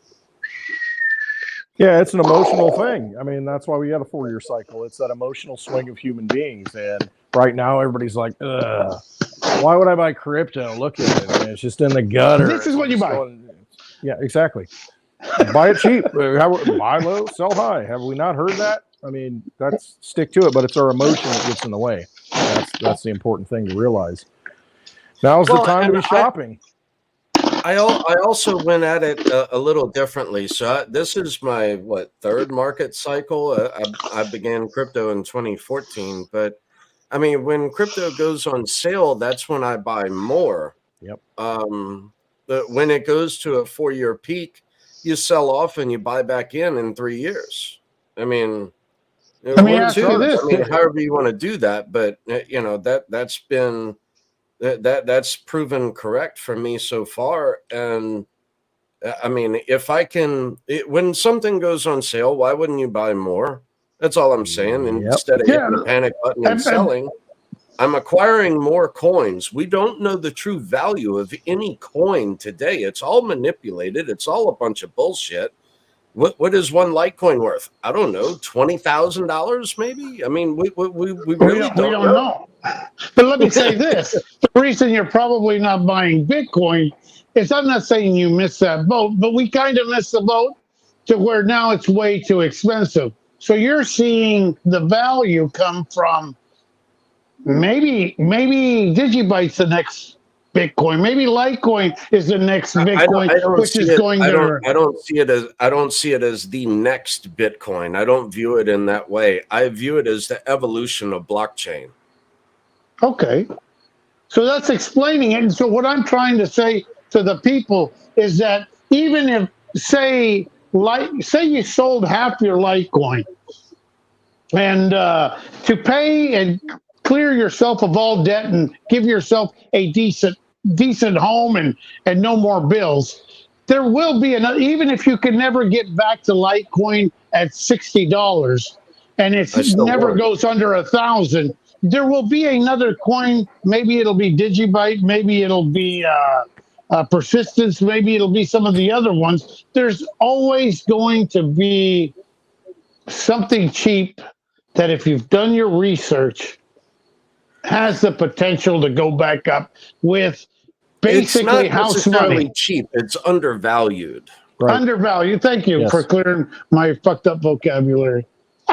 Because we don't know what cheap really is, but whether it's undervalued or overvalued, and it's one asset to another. It's whether it's crypto between crypto or taking crypto and moving that into real estate or into gold and riding gold down during the next bear market, which is one thing, as well as what Stake said earlier with going into these other equities, which are involved in crypto, and riding those back down instead of staying within crypto and taking a 95% haircut. So there are different ways to play this game, and that's my route.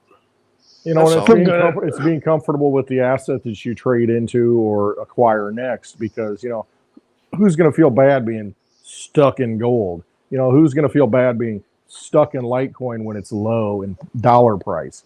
No, I mean, you see underlying value to it, and it's a timeline. I mean, but unfortunately, a lot of people, human beings, you emotionally screw yourself because you're like, oh, I can't.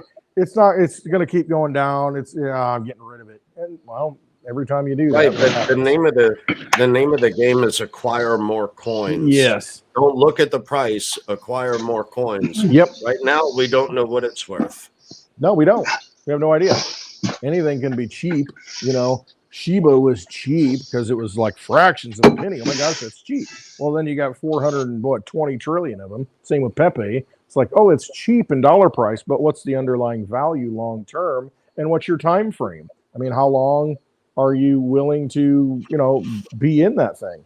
You know, so I just look at the things that I know are going to work, that are going to continue to work, and they work now.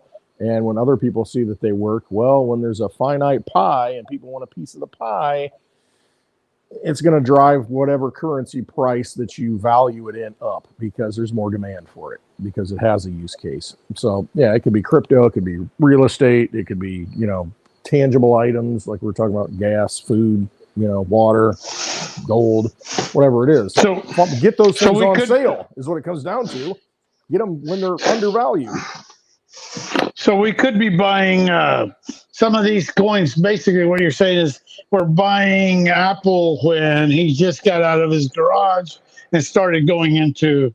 We're that early in the game, and maybe not right out of his garage, but a few years after, to where he had started gaining ground. If you see value in his investment, yeah. I mean, understanding this game changes you from an investor from a gambler to an investor.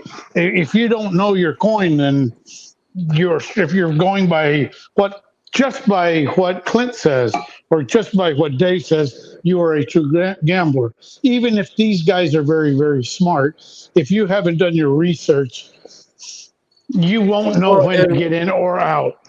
It's and not just a here's matter of something buying the else. right coin. Here's something else that I like to look at is Masari. So on Masari, it'll actually tell you the real market cap, which is on-chain volume. So as far as on-chain volume, right now, Litecoin is actually ranked number 4 in real market cap, not whatever it is on Coin Market Cap, which is bullshit that's owned by Binance. It's just the left hand selling to the right hand within exchanges. It does not go on chain until it is withdrawn from the exchange. So yet again, I look like Cardano is another that I've been looking at. It's actually ranked number 2 for a while. It has actually flipped Bitcoin before, but currently it's at 4.47 billion compared to Bitcoin at 6.25 billion. That's in the last 24 hours. So, I mean, that's something else that I look at is real market cap, which is on-chain metrics. I don't look at what they want you to see. What they want you to see is for a reason. Absolutely. I was looking for a Cliff tweet and I lost it. He actually retweeted something to where, the BIS Karstens, that Augustine. Yeah, Karstens, man, what you doing, man? Your mic he's making is a going drink. nuts. He's digging for sorry. ice. Sorry. But yeah, to tie it back to Cliff, he had a tweet and I can't find it right now, but it was about the emotional, what he's talking about, his emotional spike coming up. And he retweeted something that Augustine Karstens, the BIS, I think he's the head of the BIS, the big guy. He hasn't seen a buffet. He's never, not liked. So he had a statement that said, there might be $2 quadrillion in derivatives. That's not really real money. That's $2 quadrillion in derivatives. And we know there are quadrillions in derivatives, but most people don't understand that number, that, hey, there's all this money out there that you got a market cap. I mean, Bitcoin, they say, is like $500 billion, all the Bitcoin out there, whatever. But you just got to look at numbers. $2 quadrillion in derivatives and made up stuff that's sitting out there. I mean, what do you think is going to happen with that money when things start falling apart? It's going to flow somewhere. And the only exit strategy I see, and Stake talks about it a lot, the only exit strategy I see to get out of this corrupt financial system that's so malinvested and overblown and fictionalized, only way to get out of that and soak all that up and transition in a somewhat normal way without collapsing everything like we've seen in the past, where you got to have a war and, a revolution, that kind of thing. The only way it can get ushered in is to have something like cryptocurrencies that can soak that up. And I think given by all their policy, all of the things that they're putting in place, they're ramping up for that moment to where, okay, all the control structures are in place. We can open the floodgates and everybody's well positioned except us. And I'm not saying us, but I mean, as people, most people are not positioned for that. They're not paying attention. And then there's going to be this smack in the face, holy cow moment.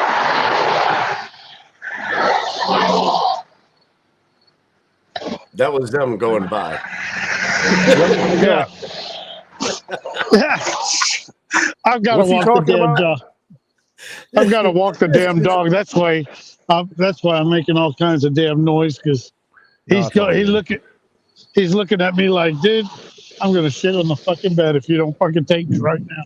So sorry about it. But yeah, so I'm understanding more of and I've understood that with you, Dave, on this part where you're looking at the liquidity. It's just not one thing, and it could be from psychic to liquidity to who's working on the project.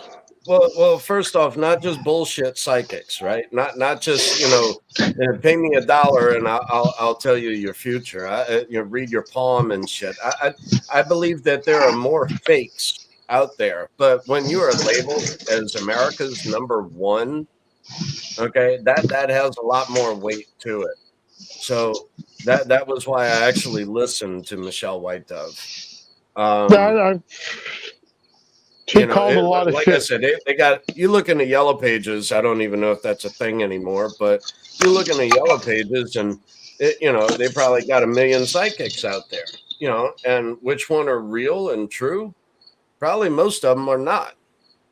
I mean, it's just. Hey, they make a lot of monetization on YouTube, though. Yeah. By pulling cards. And I'm one of those people that I'm all over it too, the psychic part of it, because I go a lot off my own intuition. I enjoy hearing even their predictions, man. I don't make my decisions on it. I will ask more questions. I have a different way of doing my research, but yeah, I take information from anywhere I can. Sometimes that's how I get introduced to coins. Sometimes I win, sometimes I lose. I shut the rest of them out. I mean, they all change their stories after the fact, and then it's the same rhetoric bullshit words. There's something about retrograde and Venus and Mars and this The and rings that. around To me, Uranus. it's all a bunch of bullshit.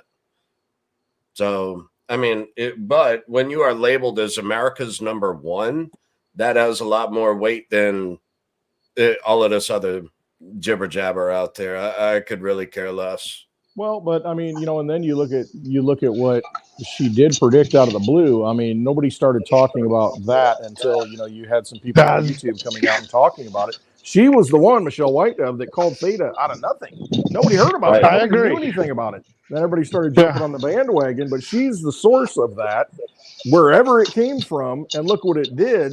Whether it's a self-fulfilling prophecy because everybody jumped on the bandwagon, doesn't matter. The fact of what it did, there's some sort of validity to it. So, okay, I saw what happened there. I see persistence. What she said is like my next big call before she passed away. I mean, and it's at 17 cents right now. You start thinking, dollar bills, throw a couple dollar bills at it, and just see what happens. Whatever. You're going to throw that money away in a coffee somewhere. Whatever. Yeah. Try it out. So Clint, what you're saying is you don't believe in rings around Uranus.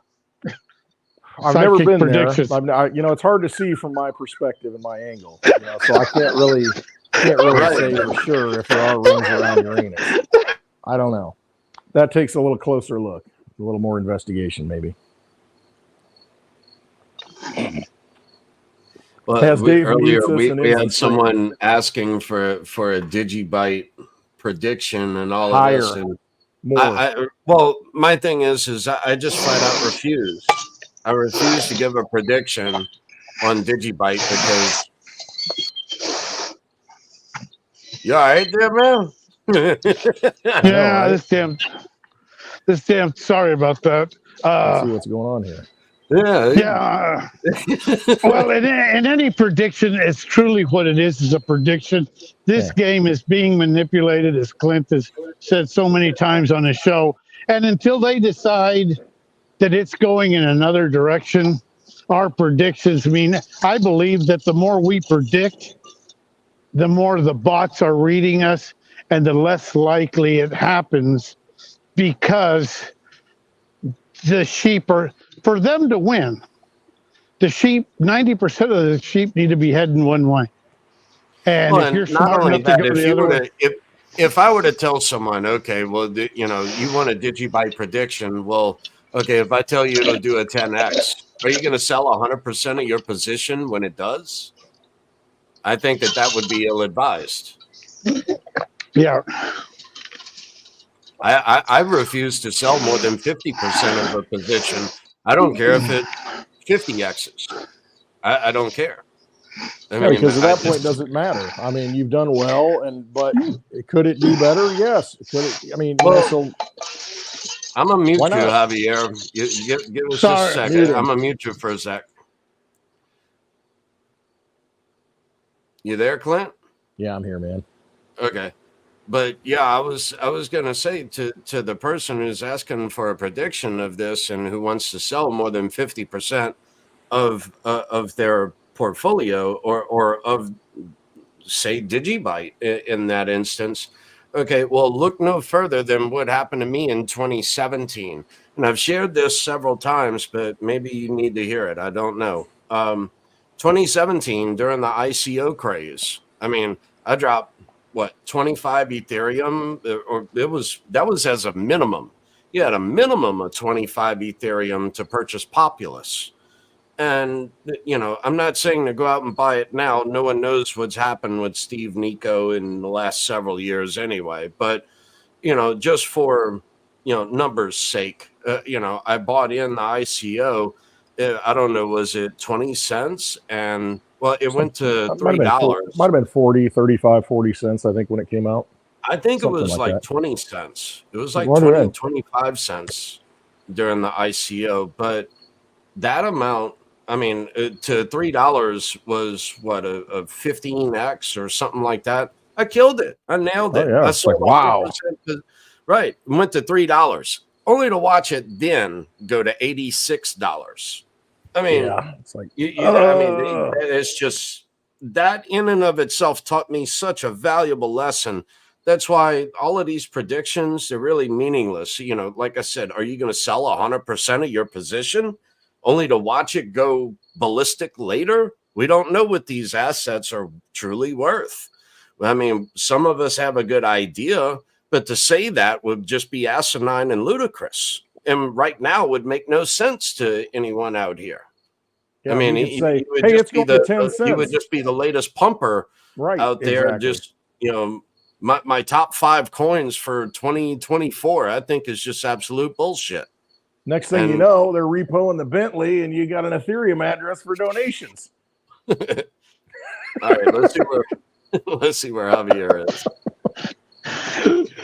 All right, I unmuted you there. I had to mute you just for a moment. You were going grizzly bear in the woods there for a moment there, Javier. So I had to mute you, but you're unmuted now. Oh man, but yeah, That was good. For the person asking for predictions, I mean, why? I mean, why do you want a dollar figure on something when why do you want a debt-based value when we're going into an asset-based system? That's what I would ask. Well, it's just like, you know, you're in 2010, Dave. Hey, what's Bitcoin going to go to? And you're like, I don't know, you know, 2 pizzas. Okay, cool. I get 2 pizzas out of my 10,000 Bitcoin. I won. I'm sitting here in front of the game drinking some beer. Well, then now look at it. I mean, so you could say Digibyte's going to 10 cents. Then it goes to 30. Then it goes to 50. That Dave, he doesn't know crap. You know, screw him. You know, and you can't win. It's a losing proposition. So either believe in the asset and you think that, you know, the current system's garbage and it's dead, and this is a way out for better technology, a form of money. I mean, you know, just a better way of doing things. And so, yeah, if you do well at it, awesome, do well at it. But like you said, Dave, it's like if you really believe in it and what the technology is, do you really want to be out of the technology? What are you getting into? What are you going to, I mean, what's left to hold?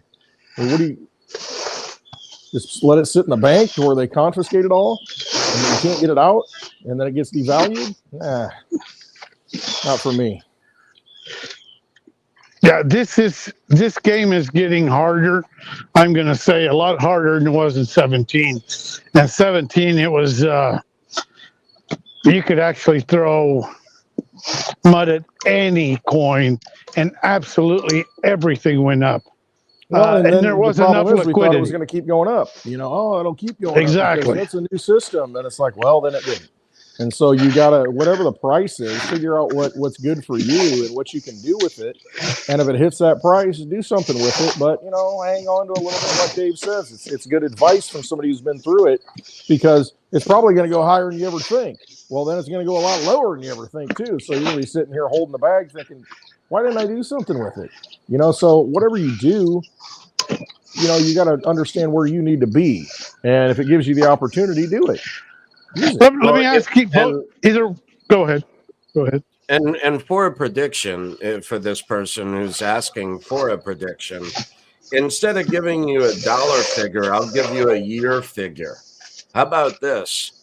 How about 2009, 2013, 2017, 2019, or I'm sorry, 2021, 25, and 29. So in 25, when it reaches whatever dollar figure you want, sell and then buy back in 27.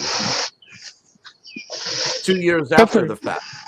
Then the asset has dropped during that 2-year time frame. And then buy back in 27 and then 4-year ride cycle it up still for stands. 29.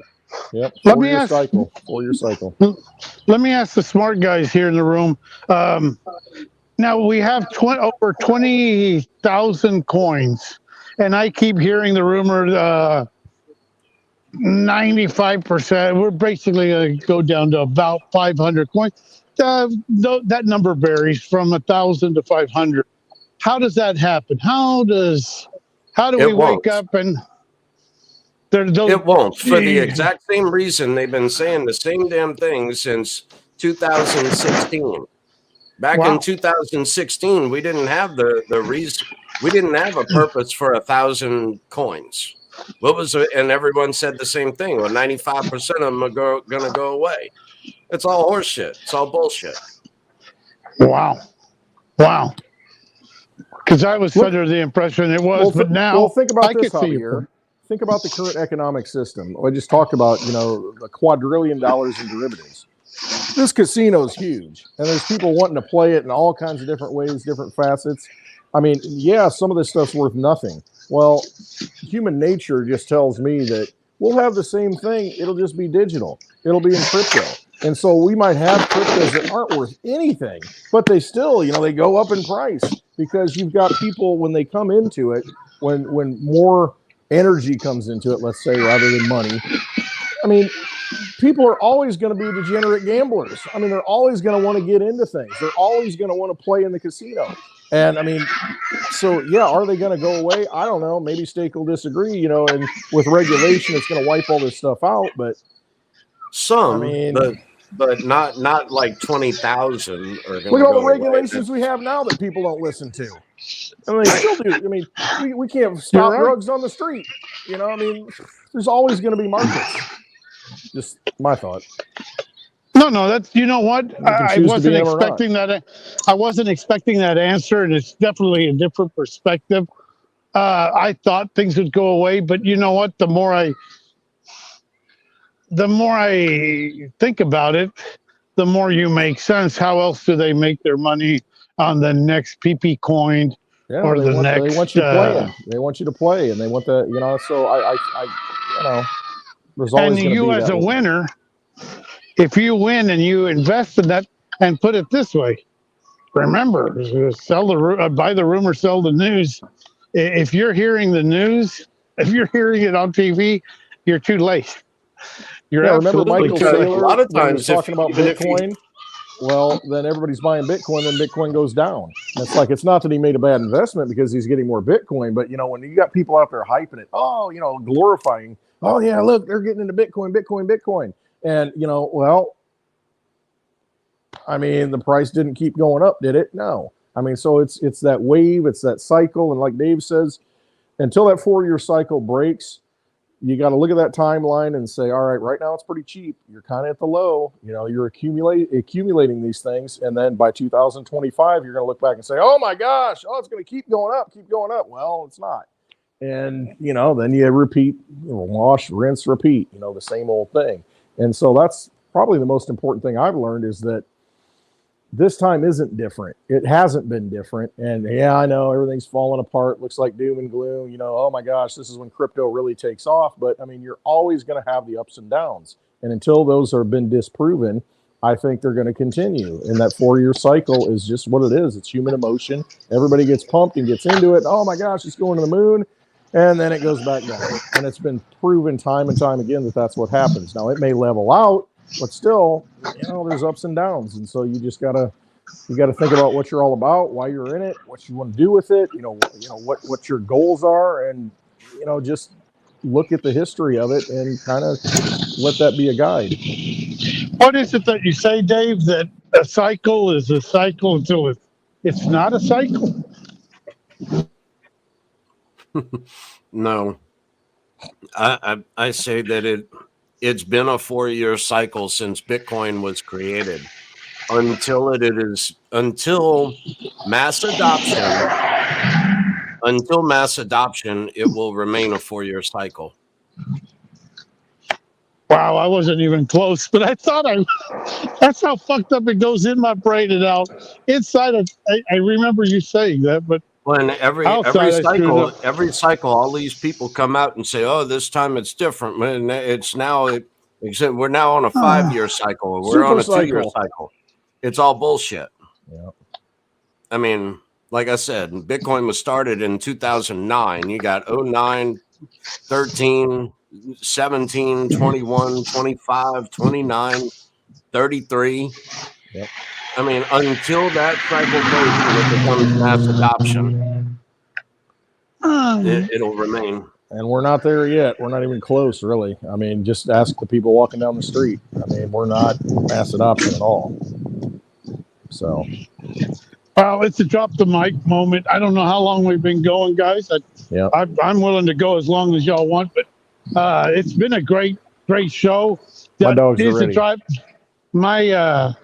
That is a drop the mic moment for me when y'all said that, because I was expecting to hear a whole different excuse on the cycle part, and once you hit me with that, it makes so much more sense. And those are the valuable informations that I remember that are so important, that can make a big difference on some of your choices.